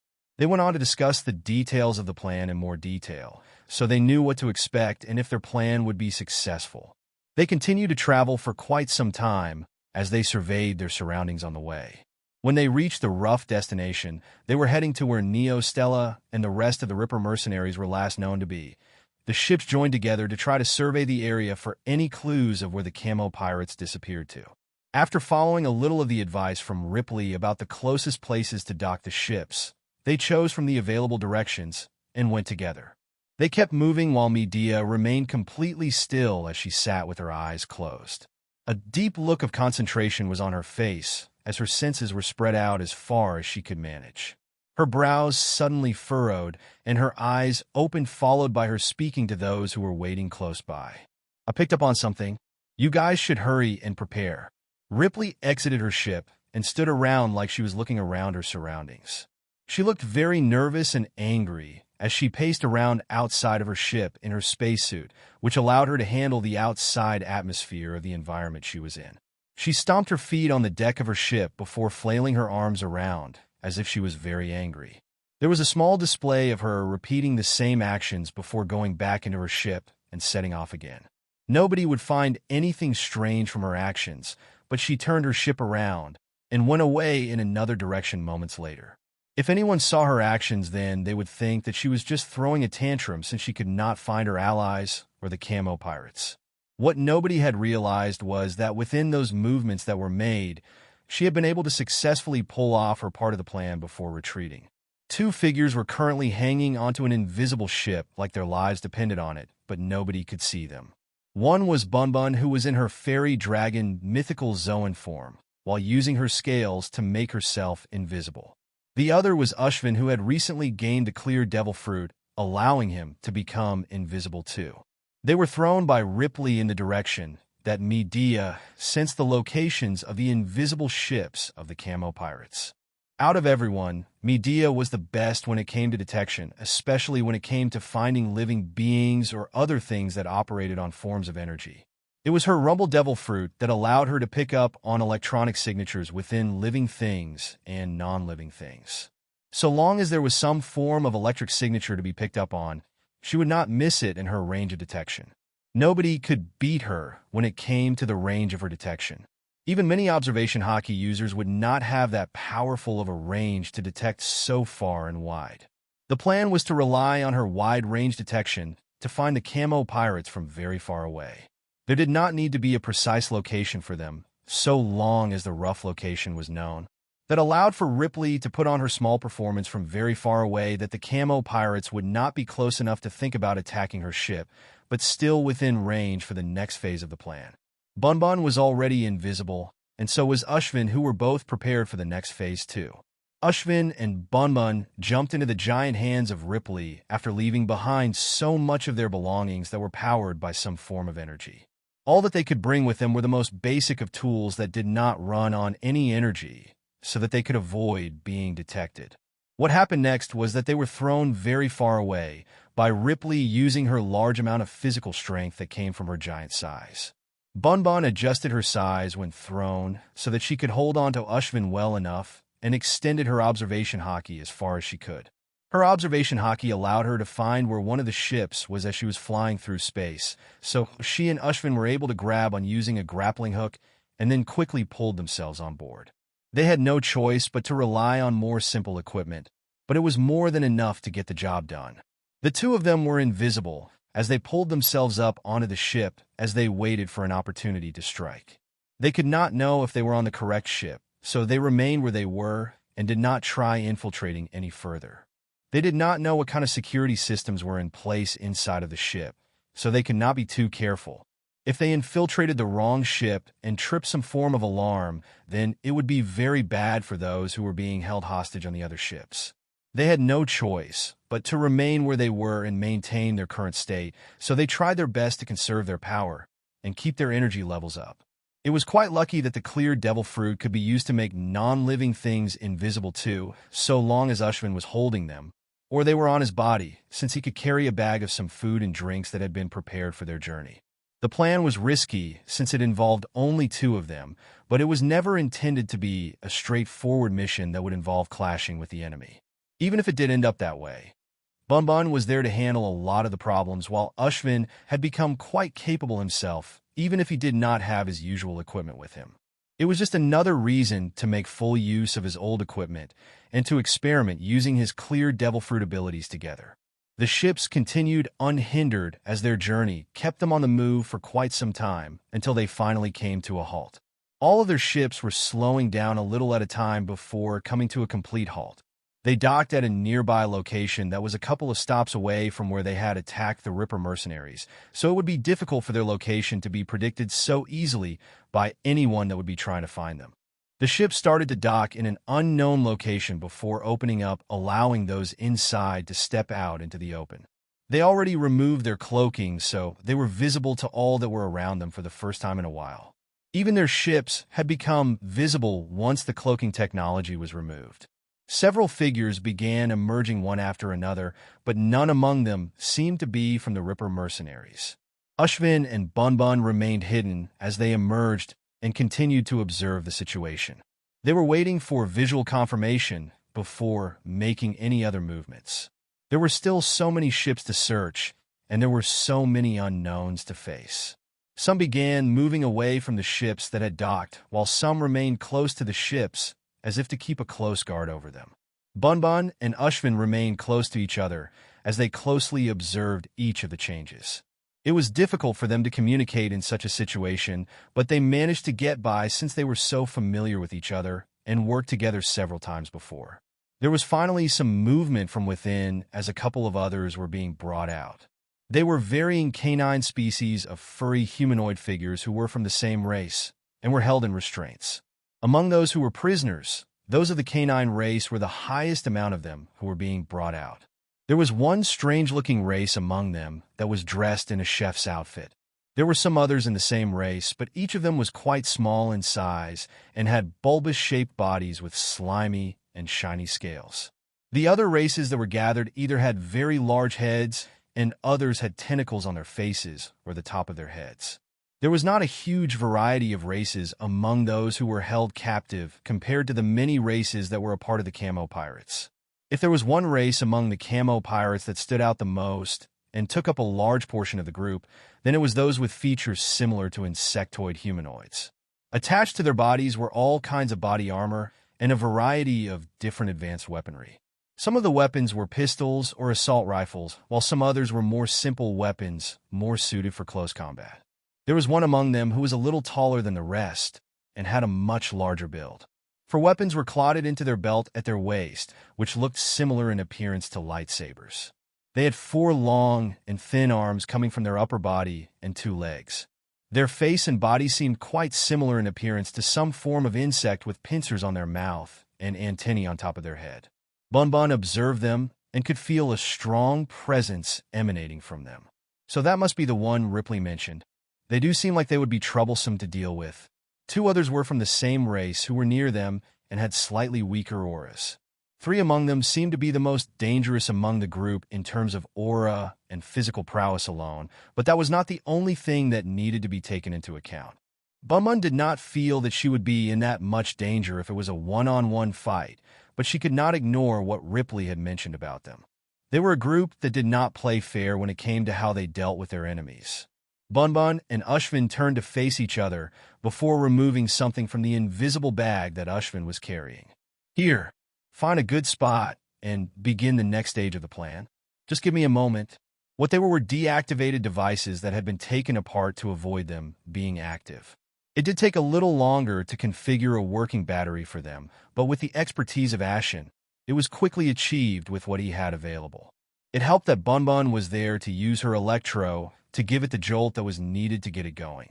The moment that each part was put back together, the devices were active once again, then Ushvin passed some of them to Bun Bun. They both used their invisibility to slip past those who remained guarding the ships, and then found a good spot to conceal one of the devices. They had a tracking device planted on each of the ships where it would be quite difficult to find them.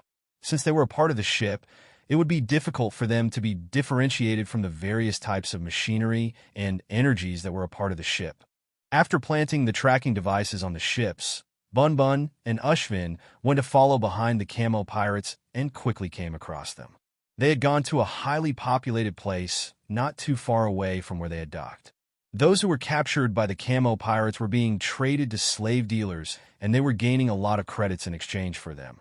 Ushvin started moving between those areas, placing some smaller trackers in crates and other containers that were a part of the slaver dealer's property. The only way to keep track of everything would be to place as many trackers as possible on anyone who would have the slaves. While there would be some who would be held and sold in the current location, there would be some others who would take the captives on their ships to be used as slaves or to be sold elsewhere. Not all of them would be sold together, and many would be split up, so it would take some time for all of them to be reunited right away. They only put some trackers in places that would be taken back for certain, while they would have to follow some others back to their ships or other locations to keep track of the others. Bun Bun thought to herself as she was helping out, "This is quite the troublesome task we have gotten involved with. Quite unlike what I am used to, but I guess this is an opportunity too." She couldn't help but be reminded of the words of Alyssia, who told her that she needed to gain more experiences different to what she was used to. Alyssia told her how she needed to expand her expertise a little further, whether it was picking up a new hobby or skill, while other ways would work too. Bun Bun had been mainly a combatant of the crew and had been by her side for just as long as Tristan, while she would continue to remain by her side in the future. Bun Bun needed to be able to become a strong support for Alyssia, who was the leader of their group. If she wanted to be a pillar that would support Alyssia, she needed a wide variety of different skills, and there was a limit to how much support she could be if she relied on strength alone. She was not smart and inventive like many others in the crew, and her management abilities were lacking too, so the only thing that she could think of in the current situation was to hone whatever she had available to her. The main thing she could think of was to find uses for her devil fruit abilities outside of combat. Her invisibility was one ability so she needed to figure out how to best make use of it when it came to combat situations and non-combat situations. She needed to learn patience and how to best make use of such an ability, whether it was doing as she was currently doing or learning how to spy on others. She was already quite light on her feet, and she had already mastered other techniques that were a part of the 6 powers of the world government, along with a long list of other fighting techniques that could be applied elsewhere, so it was not too difficult to apply them in the current situation. Learning a whole bunch of different things using her current experience was quite beneficial to her future role to become a useful pillar of support for Alyssia, allowing her to unlock new possibilities for herself that she never knew existed before. Meanwhile, for Ashvin, it was similar yet not the same. He had his inventions to rely on as his main support, so he did not need to worry as much. He could still learn how to use his new abilities in new ways, but he had other things he could do for the White Storm besides providing combat strength alone. The inventions he was using as trackers were so tiny in size that they would be difficult to identify and find where they had been planted.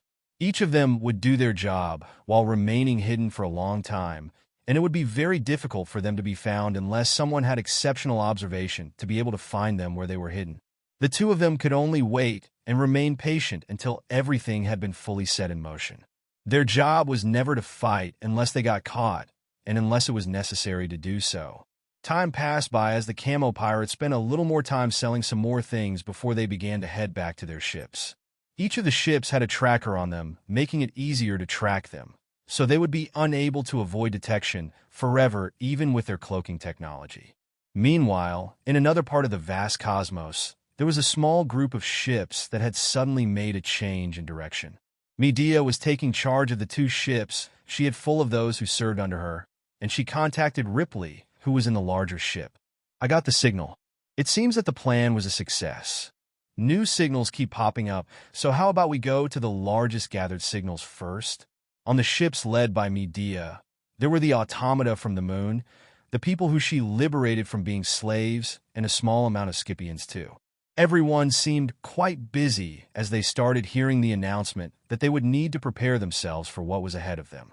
Bun and Ashvin continued to follow the movements of the camo pirates until they eventually made their way back onto their ships. Some of the captives were not completely sold off, so they were taken back onto one of the ships, allowing Bun and Ashvin to get a slightly better idea of where some were being held. They still had the same goal as before, and they could not afford to remain where they were and let them get away. Bun and Ashvin began their next move as they snuck on board the ship, maintaining their stealth as best as they could. Those boarding the ship did not seem to notice their presence, as they were able to sneak on. There were no alarms or monitors to detect any intruders since the ship had been occupied again, and nobody would expect that someone had been hidden among them. It could have been possible to detect them if they snuck on board when such mechanisms were turned on when they were away to protect the security of their ship, but not in the current situation. Bun and Ashvin kept close as they avoided the pirates that were on the ship.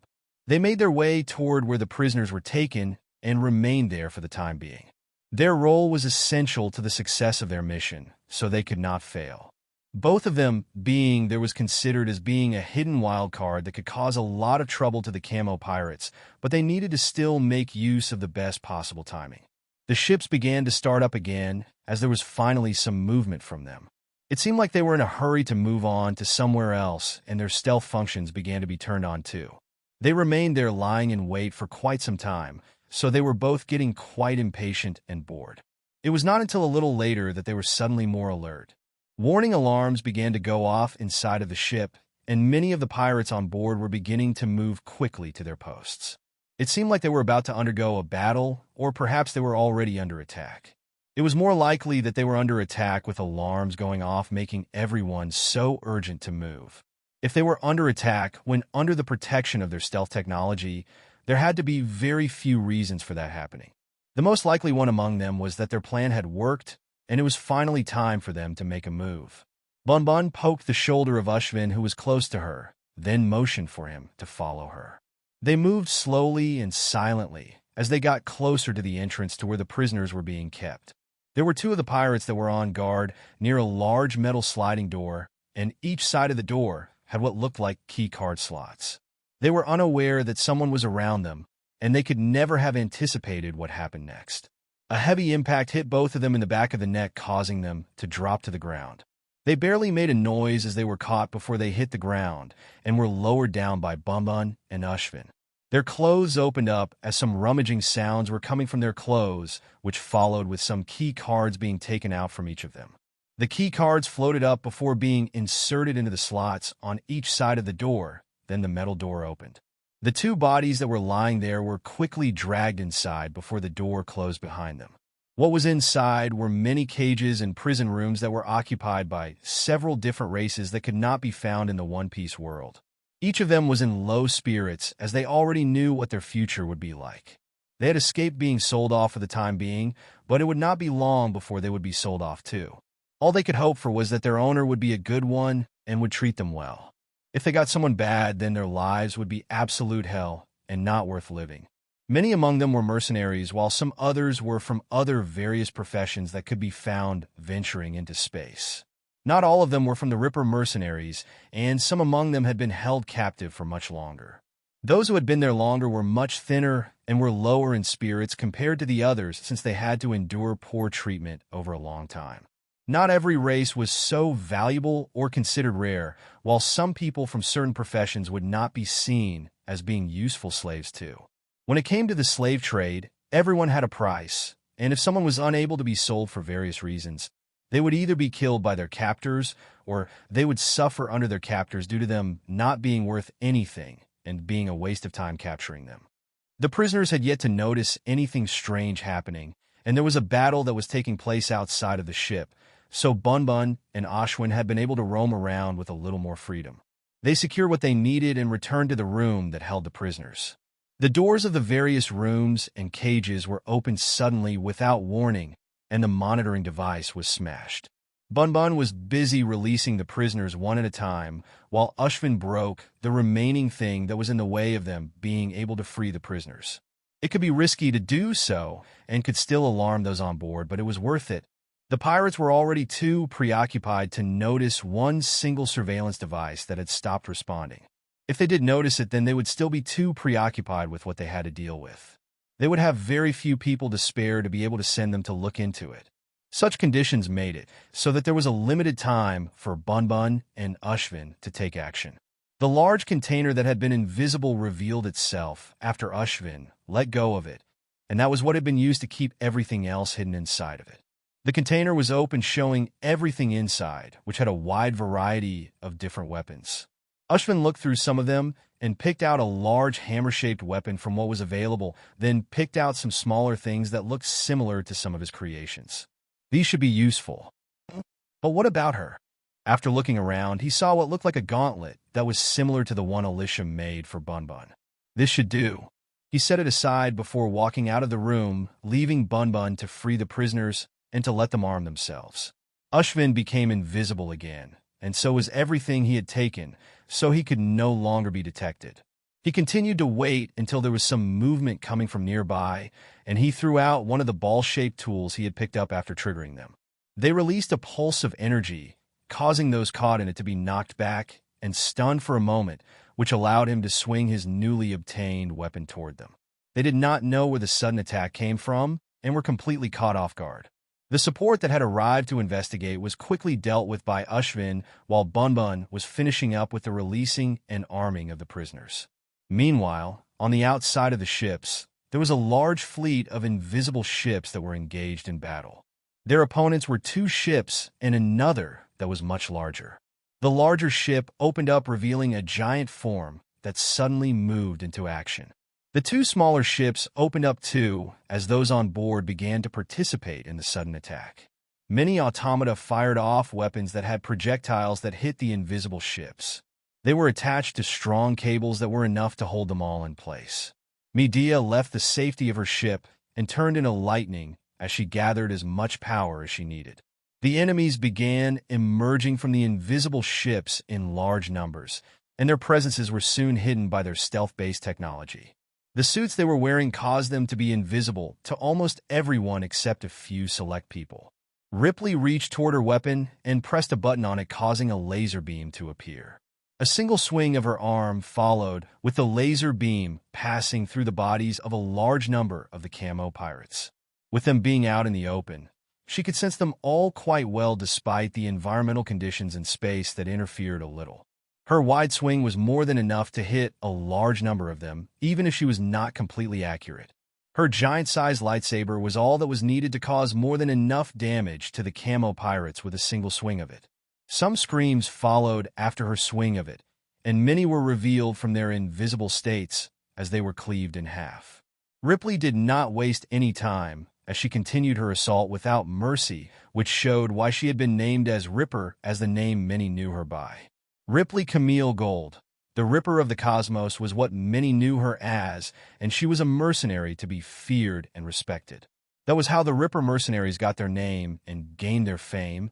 It was mainly due to Ripley, who was the main person among them who supported them in their activities. Those who were in smaller positions in the Ripper mercenaries were not as well known to others besides a select few of them like Neo Stella. Each swing caused a massive amount of destruction and death as more remains of the bodies of the camo pirates were revealed. What followed next was a large flash of light as a large pulse of electrical energy was discharged from the body of Medea. Electronic pulse. She had learned a thing or two from Alyssia about how to use her devil fruit powers in a wide variety of ways. One principle she had learned was how to create an electronic magnetic pulse, and she studied how the energy behaved from the devices that Ripley used previously.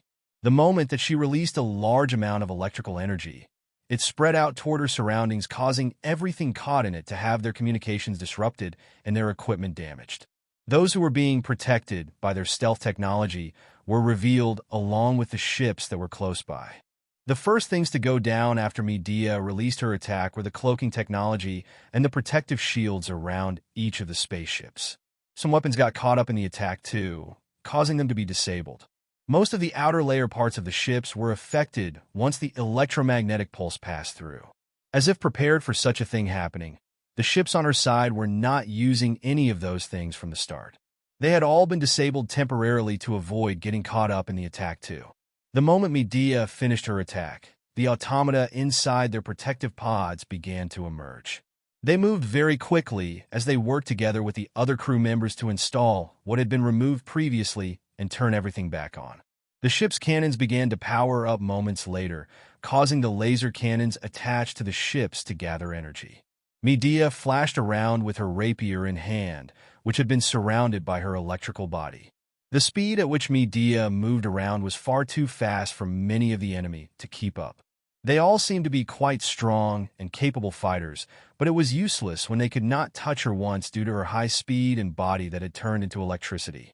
Every attack either missed her or passed through her, allowing her to electrocute or counter them with a rapier thrust. Each strike was deadly, precise, and quick, allowing her cut down enemies in an instant. Those who exited the ships earlier and got caught up in the pulse of energy released by Medea struggled in other ways too. Those who used more advanced weaponry and heavily relied on it to fight were left without their main support.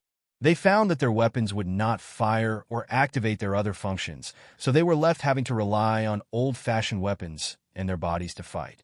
That ended up putting them at a huge disadvantage, causing their overall combat power to be far below their regular performance. Inside the ships of the enemy forces, there was one control room where a large four-armed alien was looking out toward the sudden devastation to their forces.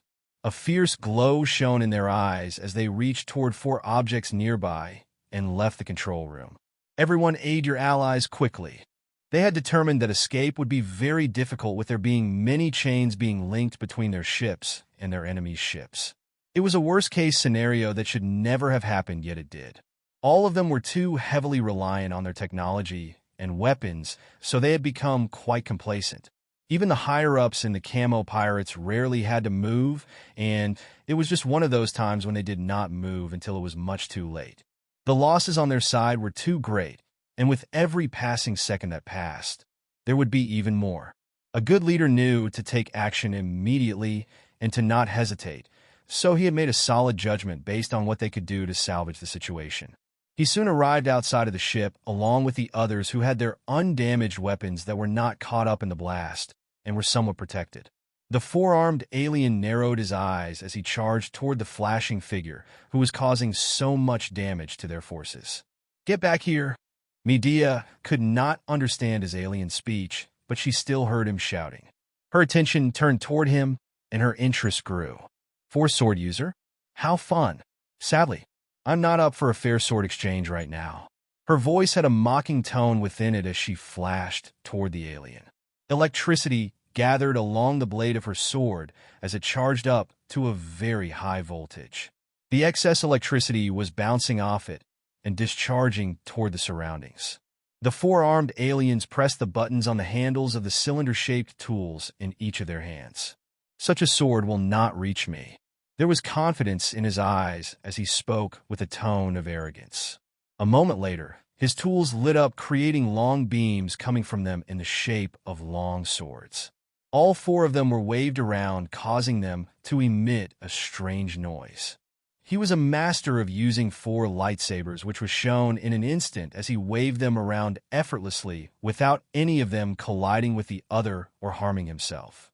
Various patterns of his lightsaber beams created a very dangerous area around him where it was difficult to avoid getting harmed.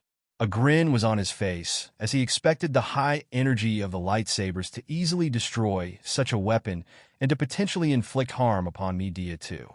Medea may have been made of electricity in her current state, but not all energy bodies could avoid harm. There were always other forms of energy or elements that were the opposite of their type, or they were a much greater level of power that could not be competed with. If there was an example of that, then it could be shown by how a magma power could cause a flame power to be overpowered. The alien did not know for sure, but he had a feeling that Medea could be harmed if he managed to attack her with his lightsabers. He closed the distance, showing a very fast speed that almost caught Medea by surprise. "Die!" Medea's light blue eyes narrowed with seriousness as she sensed the changes in her opponent. "Come then." She was unfamiliar with a lot of the technology in space, but Alyssia had already given her some words of advice to be wary of anything that looked to be quite advanced. Not everything was as simple as it was on their planet. There would always be unexpected variables out there. Few could pose a threat to Medea on their planet, so she rarely got to go all out in a fight. It was finally time for her to do just that as she felt her body undergoing various changes. The core in her body heated up as it was filled with energy before spreading it to the rest of her body. The other functions of her cyborg enhancements began to activate one after another, causing her to disappear from where she was. The boosters on her feet and other functions began to aid her speed even further as she avoided the slashes coming at her. Each slash and thrust was narrowly avoided at an amazing speed.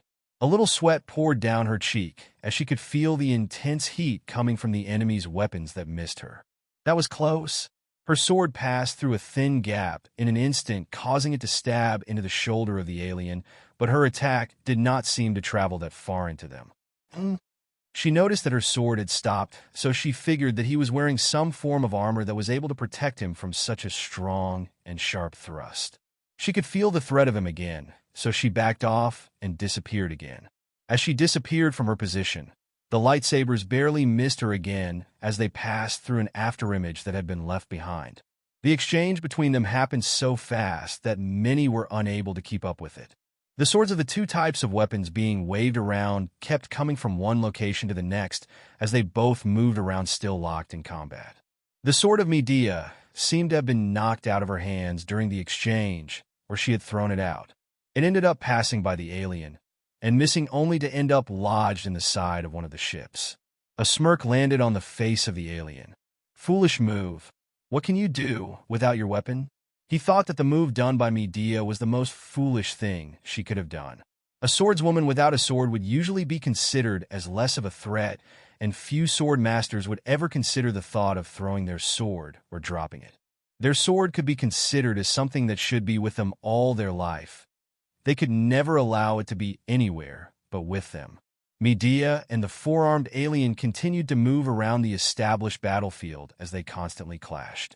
Medea was releasing lightning strikes toward him while he was constantly trying to hit her with his lightsabers. There were a couple of times when he almost got her, but her body split apart just at the right moment of impact, causing her to avoid it in time. Her body kept doing that each time as she gained a firmer grasp over her Logia Devil Fruit abilities and observation hockey. As she was put in more danger, her senses grew sharper, and so did her responses. She broke apart just at the moment before contact. Then all of her energy disappeared from the spot as it followed behind her next series of movements. She appeared right in front of her enemy after materializing. Her size was much smaller than theirs, so she still looked quite small in comparison. Her legs began to change shape suddenly as they struck toward the lower arms before locking them in place. The same happened with the upper arms as she grabbed onto them with her arms. "Got you." A smirk appeared on her face as the energy in her body began to reach its peak, and something else took place further away. Her discarded sword began to flash with the same light, and energy was released from it just like it had been released from her chest. The two forces were drawn to each other as they tore through any obstruction. Lightning rod! That obstruction was the very person she had a hold of, and the high electrical energy tore right through his body to the point that his protective armor seemed to be unable to protect him. The four arms were waving around frantically, trying to get loose and harm her, but they soon went limp, causing his lightsabers to drop. Guas! He died right there as most of his internal organs were fried, and he began floating around in space when Medea finally released him. She caught the four lightsabers before they went away and looked at them with a curious glow in her eyes. "These look quite formidable.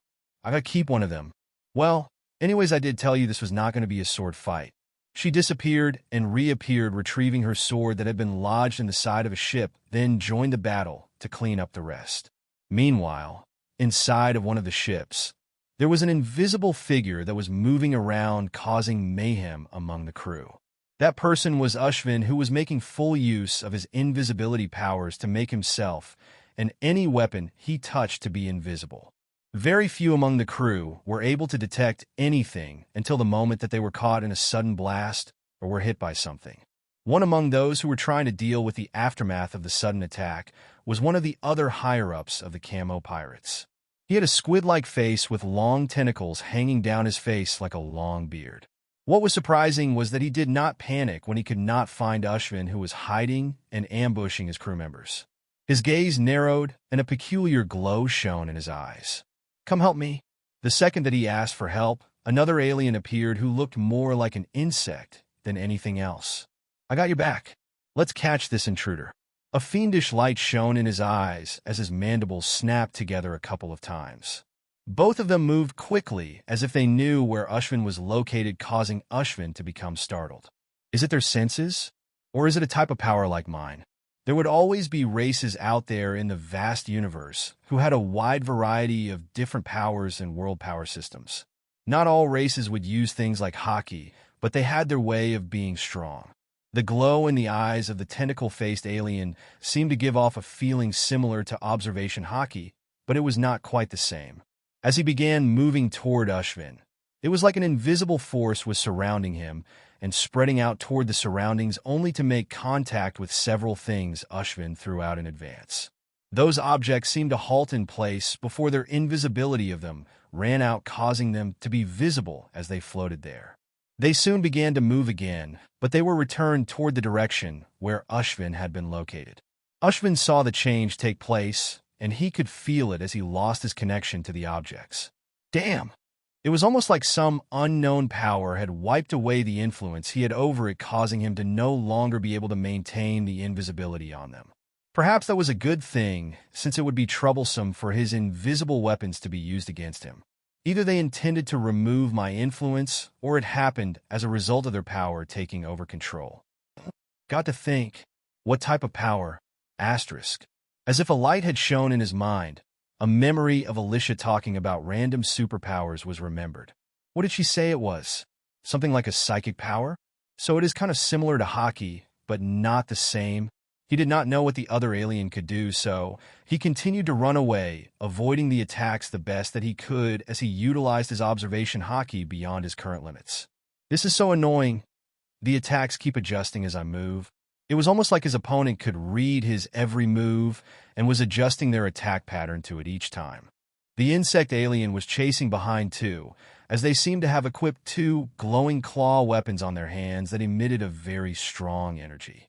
The strange thing about the insect alien was that it was not just following behind their ally, and their eyes seemed to follow where Ushvin was moving. Ushvin noticed that as he was retreating and thought to himself, "Is this another type of power? Or is it a different type of vision?" Just as he was panicking a little more and was almost killed a couple of times already, a strange mist began to envelop the entire ship. Just as it happened, Ushvin reached down into his shirt and pulled out a mask which was placed over his mouth just in time for him to not breathe anything in. He did not waste any time as he shouted loud enough for others to hear. "You might be detected by these two. Be careful. You handle the tentacle face." As if responding to his words, a figure began to appear nearby that charged past the insect alien and continued toward the tentacle-faced alien. That figure belonged to Bun, who had already transformed into her hybrid bunny fairy dragon form. A strange mist followed her every movement as the small wings on her back continued to flap, allowing her faster movement and mobility. She passed by the insect alien easily as she turned to the size of a flea, allowing her to avoid his attack with ease. She regained her original size as she was still in the air and sent out a strong drop kick toward their back, causing them to go flying toward the direction where Ushvin was running off. "Let me handle this, little win-win."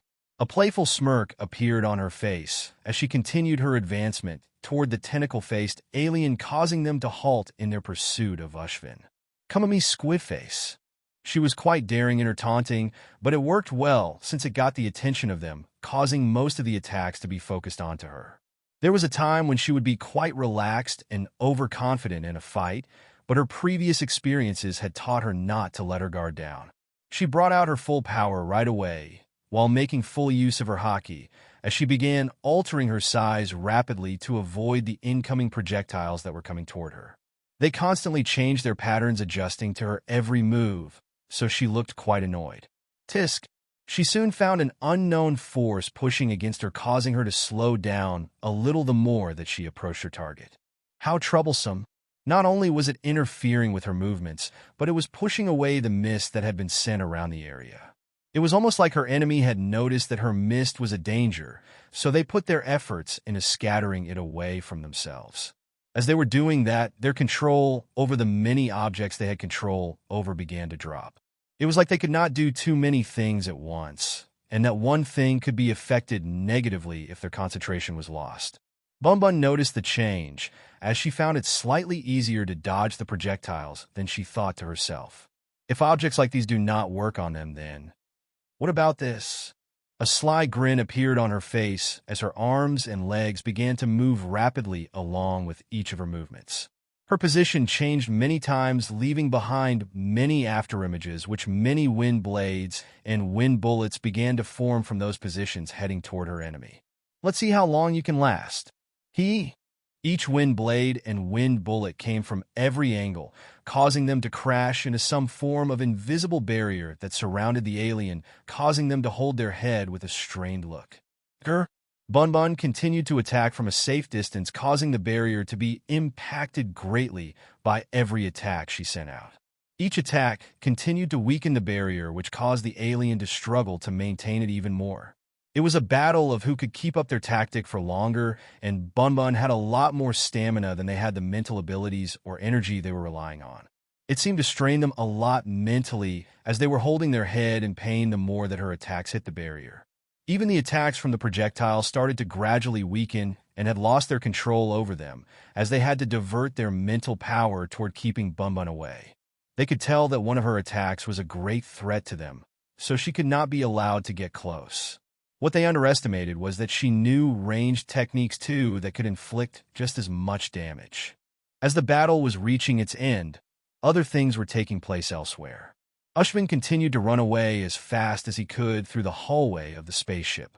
Each of his movements was very agile as he avoided the attacks that kept coming from behind him. The alien that chased him kept aiming quite accurately, which showed how his invisibility ability was not working that well.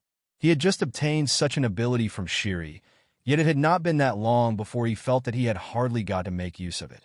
It was such a useful and strong ability that it allowed him to achieve so much, yet it had been countered by someone so quickly. He had never imagined that something like that could have happened so soon. It felt like he had just obtained something very useful, yet in the present situation, it had become completely useless to him. His mind raced very quickly as he tried his best to come up with a solution quickly. Although he may have increased his fighting capabilities over the years to maintain his position in the White Storm, his main specialty was always put toward inventing and learning how to use his inventions. He did not possess his inventions due to the present circumstances, so he could be considered as slightly weakened and at a disadvantage. What was just as bad was that a lot of his time was spent on inventing and not on training or combat. If there was one thing that he did have going for him, then it was his sharp mind. Even when faced with a difficult opponent and several disadvantages, he's still maintaining his composure and using his observation hockey to avoid his attacker. There must be a way. He kept thinking as he moved and dodged each attack, then his eyes narrowed slightly. His hand released a small cog that had been held in his hand, causing it to fall toward the ground. It bounced where it landed, yet it remained invisible after leaving his hands, so it was not visible to others like himself. There was a small noise created as it hit the ground, but that was not enough to make it fully detectable. What happened next was that the alien kept moving as they stayed on their pursuit of Ushvin. They moved directly in the path of where the cog fell, causing them to make contact with it and knock it toward another direction. Upon detecting such a reaction, a faint smile appeared on the face of Ushvin. It seems that they cannot see everything. This could work. I just need to make my movements a little less obvious. There were still several things that he had left on his body from things that he had scavenged from the weapon storage room, along with some other things he put together quickly. He continued to sense the location of the alien that chased him, allowing him to slightly predict the path of their movements better before dropping something else. Each movement was less obvious to make it not look like he was purposefully trying to throw something or making similar actions. Something made contact with the alien that chased behind him before a very small blast went off, causing them to be blown back. Their bodies seemed to be very durable, but that was not enough to endure such a blast from a close range. They were blown back toward the hard metal wall within the spaceship before bouncing back from it. A large chunk of their leg seemed to have taken most of the blast, causing it to be damaged. They got back up on their feet before stumbling forward. The speed was quite quick, but nowhere as near as what had been achieved so far. The speed and movements were greatly reduced compared to before. Each sluggish and clumsy movement that was created by the wound was read by Ushvin as he was still predicting each small action that would come. With a small movement of his wrist, something else that was invisible began to head toward the path that the alien was moving in. It happened once again, causing the other leg to be affected. Just as the alien was about to struggle to climb back up, which showed their high willpower and determination, it looked toward the figure that appeared in its vision. Above it was the outline of the figure that belonged to Ushvin. He launched himself toward the vulnerable figure of the alien before coming down onto it. What could not be seen was the concealed lightsabers that had been held in his hands. With an activation of both of them with a press of the buttons, the beams of hot energy materialized and reached out further very quickly. The reach of both of them became longer, while Ushvin was able to close the distance even more. Both of his arms reached out further before tightening his grip and turning his wrists. With a swift movement of both of his hands, he performed a cross-slash toward the neck of the alien. There was a little resistance at first, but the heat of the lightsabers caused the wound to be burned through quickly, and it soon was met with less of an obstruction. Both lightsabers passed through the neck cleanly, causing the head to fall toward the ground while the rest of the body followed. Ushvin turned them off with a push of the buttons, then put them aside as his form became visible once more. Such useful things I have obtained. Even after defeating a troublesome opponent, he did not spend any time thinking about them. His mind was always back toward the things he had been using and back toward discovering what made them work the way they did. Perhaps that was what made him so good at what he did as an inventor. He had a one-track mind when it came to trying to understand how certain things worked, whether it was taking things apart and putting them back together. Once he understood everything, he couldn't help but think about other ways that they could be used and put together in different ways. It was that kind of curiosity and creativeness that let him grasp a lot of dial technology at a very young age and be able to pick up many more things just as advanced ever since he joined the White Storm. The moment that he felt safe, he went back to his tinkering as if there was not a single worry that remained. There seemed to be no doubts in his mind about how the others were faring with their opponents, almost like he trusted in them all completely. Just as Ashvin was finishing his fight and moving on to study the newly obtained tools and weapons, the fight involving Bunbun and the other alien was still happening. The barrier that was up kept holding up as the alien kept being pushed mentally. Each movement of Bunbun was too fast to keep track of even for someone with such powerful psychic powers that could help sense and predict the movements of someone like Bunbun. The main problem that they had come across had always been that they were unable to keep up with her high-speed movements. The physical prowess that she showed far outranked anything that their psychic abilities could help achieve. The response time needed was simply not enough to be able to catch Bunbun before she moved to another position.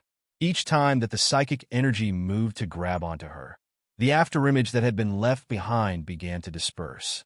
The more that Bunbun evaded the psychic energy, the less often it was used to capture or harm her. Everything used in the present had become mainly focused on defense and maintaining the barrier. More and more cracks appeared in many different parts of the barrier, as they soon began to connect and splinter further. The psychic barrier broke apart, revealing the figure of the alien that had become vulnerable. Bunbun noticed that it had broken and saw her chance, so she disappeared once again as her approach was almost flawless. Multiple afterimages were created and no noise was produced with each step that she took. She closed in and went in for the kill as she appeared behind the alien with her claw raised. Draconic claws and scales had formed over her arms as her body had been in a transformed state, allowing her to exert even more power.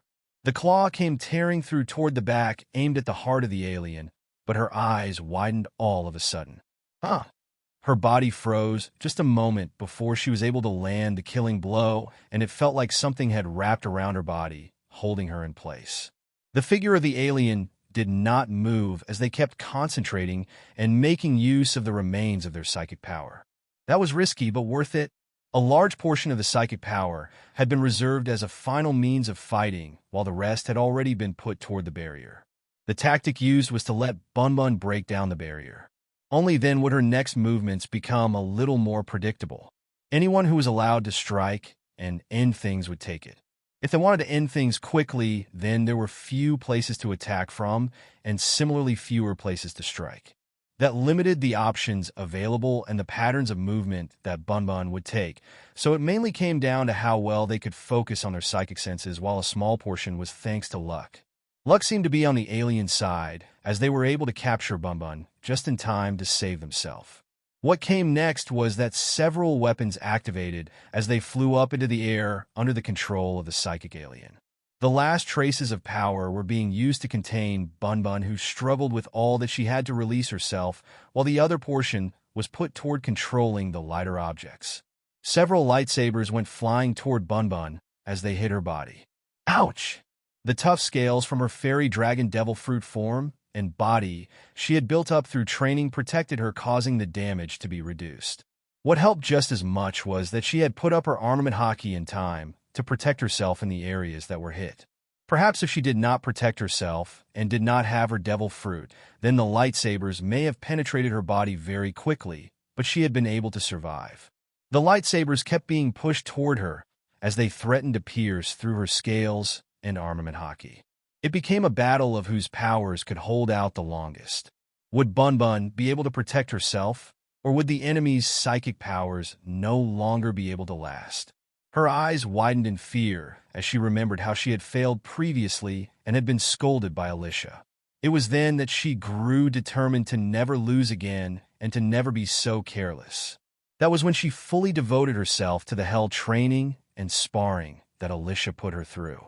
Time seemed to flow backwards as if all of that had not happened, yet the memory of it all remained fresh in her mind. Bunbun was just going in for the kill from behind when the psychic energy grabbed at her body. Her body broke apart the moment that it was met with that force, causing an afterimage to be in the place where she was supposed to be caught. It all happened in an instant that all of that took place, but that small instant decided the entire fate of the battle. Bun stood off to the side with her draconic claws that were soaked in the blood of her enemy. Her back was turned away from them before turning her head to watch what took place next. "Sorry, Taya, but this Bun ain't getting caught in your little trap." The body of the alien remained standing still as if nothing had happened, but it then began to show the most subtle of lines that appeared on the neck and head. Each line seemed to be extremely thin as each of them started spilling out blood and then sliding out of place before falling apart. 3 clean cuts were all it took from one claw attack to complete the kill, but what had allowed that to happen was the future sight observation hockey that had let Bun see a glimpse into the future where she failed. She was able to take action very quickly and correct her mistake before it could even be made. Perhaps she may have still won if she did get captured as she had seen, but Bun did not want to gamble on such an outcome. She wanted a clear victory that was determined by totally outclassing her opponent in every way. They had boasted about their psychic abilities, so she did not feel like she could fully test herself and define herself using brute force methods alone. Only her observation hockey was what would let her test herself the most against such an opponent, and it had proven to be especially useful at the time when she most needed to be able to utilize it. The body fell to the ground, causing the slashed parts of the head and neck to fall apart and spread more blood into a pool beneath it. Bun turned away before heading toward where she sensed some other members of the Camo Pirates. Time to finish this up. The tough guys should all be dealt with by now. After the 3 main powerhouses of the Camo Pirates were defeated, the rest quickly followed since they had lost their main support. They had already lost a lot of their main advantages earlier in the battle, and a lot of the functions of their ships and weapons had been disabled. They did try to fight back and rally together, but it all seemed to be pointless in the end. When they charged toward Ripley to defeat her, they seemed like tiny flies in comparison to her giant size, and all that seemed to happen was that they were being swatted before they could even cause a tiny scratch on her body. When they tried to focus on Medea, they could not attack her physical body and do damage to her. What made it worse for them was that every attempt put them at risk of being stunned the moment that they came into contact with her. What made it all that much worse was how fast she moved around the battlefield using swift and precise swordsmanship to dispatch many within a short time. Anyone who had met Bun was unable to keep up with her movements before they were taken down. Even those with special abilities like the 3 powerhouses of the Camo Pirates had struggled to hold on for longer than 5 seconds before they were brought down. There were a couple of others that had tried to wander around the ship to get to the captives and the weapons storage room, but their fates were not so good either. Many invisible traps were put into place one after another, and the moment that they were stepped by, they were triggered, causing those who tried to pass by to be incapacitated or killed. Even as Ushvin was studying the new technology in front of his eyes, he did not forget to set traps all over to allow him the freedom to do so. He had already figured out how the vision of the race of aliens that he fought worked, so he made good use of that information. They seemed to be able to detect something that was only in living beings, but they could not do the same for certain objects. Either it was a form of thermal vision or something else, but he already confirmed that they could not pick up on the energy signatures in the weapons he used after he had made them invisible. The captives were soon freed, as some among them put up a fight against those that remained. Among them was a pink-haired Dalmatian girl who was wearing a blindfold over her eyes. Neostella had been freed, and she quickly joined the fight to support her captain and inspire the others to fight back. She was inside of what looked like a mech which came out from within one of the spaceships. Unlike how many of the things on board had been left unable to work, that one seemed to be perfectly fine. Neostella was highly capable of having her position, and her talents did not just lie in piloting or managing the others in her group. She was highly capable of making repairs to various advanced technologies, including issues that appeared on spaceships, mechs, and more. Her mech had taken many lives of the Camo Pirates before finally coming to a halt, and the hatch opened up, revealing herself. "Captain, thanks for saving us. But who are these strangers?" Ripley sighed as she overlooked the battlefield before her purple eyes. "I just met them, but it seems that I owe them a great debt." The Ripper mercenaries remembered to pay back our debts and grudges. "Finally, we have settled our greatest grudge, yet gained a debt in return. It had been so long that we had been chasing the camo pirates' trail, yet they always evaded us or caused us further harm. It is finally over. Her voice trembled the closer she got to finishing her words. She couldn't help but recall her journey and how they had gotten to where they were. So many lives had been lost ever since they began their journey as the Ripper mercenaries, and a lot of those lives were lost in the pursuit of the camo pirates.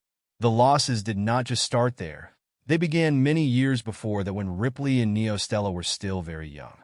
Everything seemed peaceful until the camo pirates landed on their planet Juan and began hunting the natives of the planet while raiding the various available resources. If it was not for the fierce combat power and natural senses of their species, then it would have been a completely one-sided slaughter. Their race managed to hold on until another group from space arrived on planet Juan too. They were mercenaries who were hunting the camo pirates, and they played a big role in fighting them off and making them leave the planet. It was from then that Ripley, Neostella, and several others started to look toward the stars and dreamed about becoming mercenaries. A part of the reason behind such a dream was for adventure, but a lot of it was fueled by the need to get revenge for what the camo pirates had done to their people and homeland. Their tribe were deeply devoted when it came to certain things, and it could be said that they would hold a grudge for as long as they remained, but the opposite was true too. If someone treated them especially well, or even went as far as to help them out, they would not feel at ease unless they repaid them tenfold, or perhaps even more. If they hated someone, then their hatred would be especially deep, and they would be unable to forget it until the day they died. The opposite was true, since when they fell in love, they would only love that one person for their entire lives. They felt things a lot more deeply than some races. Some could say that it was something quite special, but some parts of it could become quite sad depending on the situation. Some of their race would be consumed by sorrow and rage, unable to forget their hatred, while others would be unable to move on from their love after they lost their life partner. Such intense and strong feelings were not always something that could be endured by every person, so it could always lead to a tragic fate if things did not go well in their lives. The grudge of Planet Juan had finally come to an end, and they had finally been freed from it. If they had continued without any intervention, then perhaps it might have led to the end of what remained of those from Planet Juan as they continued to seek out revenge without the means to achieve it. Due to the need to repay those mercenaries who offered them aid during such an important time, they did their best to repay them and build relations with each of them. Those mercenaries were given many things from their planet, while they continued to keep relations with them for a long time during their exchanges. Some adults from the tribes on Planet Juan went as far as to join those mercenaries, while some of the younger generation wished to join too one day. Among those who were unable to join, Ripley and Neostella had yet to reach an age where they would be allowed to venture outside of the protection of their tribe. As time passed by to the time when they would join, the mercenary group had already gone through many changes. They had suffered many losses, gained a few things, and also went through a series of developments as a mercenary group during that time. Their leader changed several times, and so did their way of doing things. By the time Ripley and Neostella joined, they were no longer the same mercenary group that could cause the camo pirates to be made to retreat. It did not take a very long time for them to gain enough experience to rise through the ranks to take over the mercenary group and then transform it into the present Ripper mercenaries. Not a lot of the original mercenaries remained, but the Ripper mercenaries had been able to rise and make a name for themselves over the years, but they were still very far from being able to contend with the camo pirates. It could be said that without the unique powers that Medea, Bun, and Ushvin had made use of, it would not have been possible to render the advantages of the camo pirates ineffective and to pull off such a tactic. A lot of battles in space had always been heavily reliant on the technology each group possessed, their numbers, and how well they were able to utilize it all. Some races and individuals could make use of their various advantages to overcome the odds, but not all of them could achieve such a feat to be able to overcome such advancements with their bodies alone. Even a special case like Ripley had her limitations when it came to battling in an environment like the one they were currently in, like the current environmental factors of space. Not even Ripley could be considered a peak life form who could transcend such odds. There were very few who could achieve such feats all on their own, and they could either be considered as born that way or had achieved such a feat through constantly training their bodies or unique abilities. Ripley may have trained and experienced a lot, but in the previous fight without assistance, she would have had the limitations of her environment working against her, restricting her movements while experiencing other things that could impact her fighting capabilities. It meant that she would have been worn down over time by the tactics of the enemy, whether the wounds would begin to take effect on her as her endurance was eventually broken through, or her stamina would be unable to keep her fighting any longer. Hello, everyone. As we wrap up this video, I want to share a quick note. I have a Patreon account. If you'd like to support me and enjoy on-demand audiobooks, you can become a Patreon member. Alternatively, you can check out my Google Drive link, which has 500+ novel audiobooks available through my Ko-fi or Patreon shop. I appreciate your support.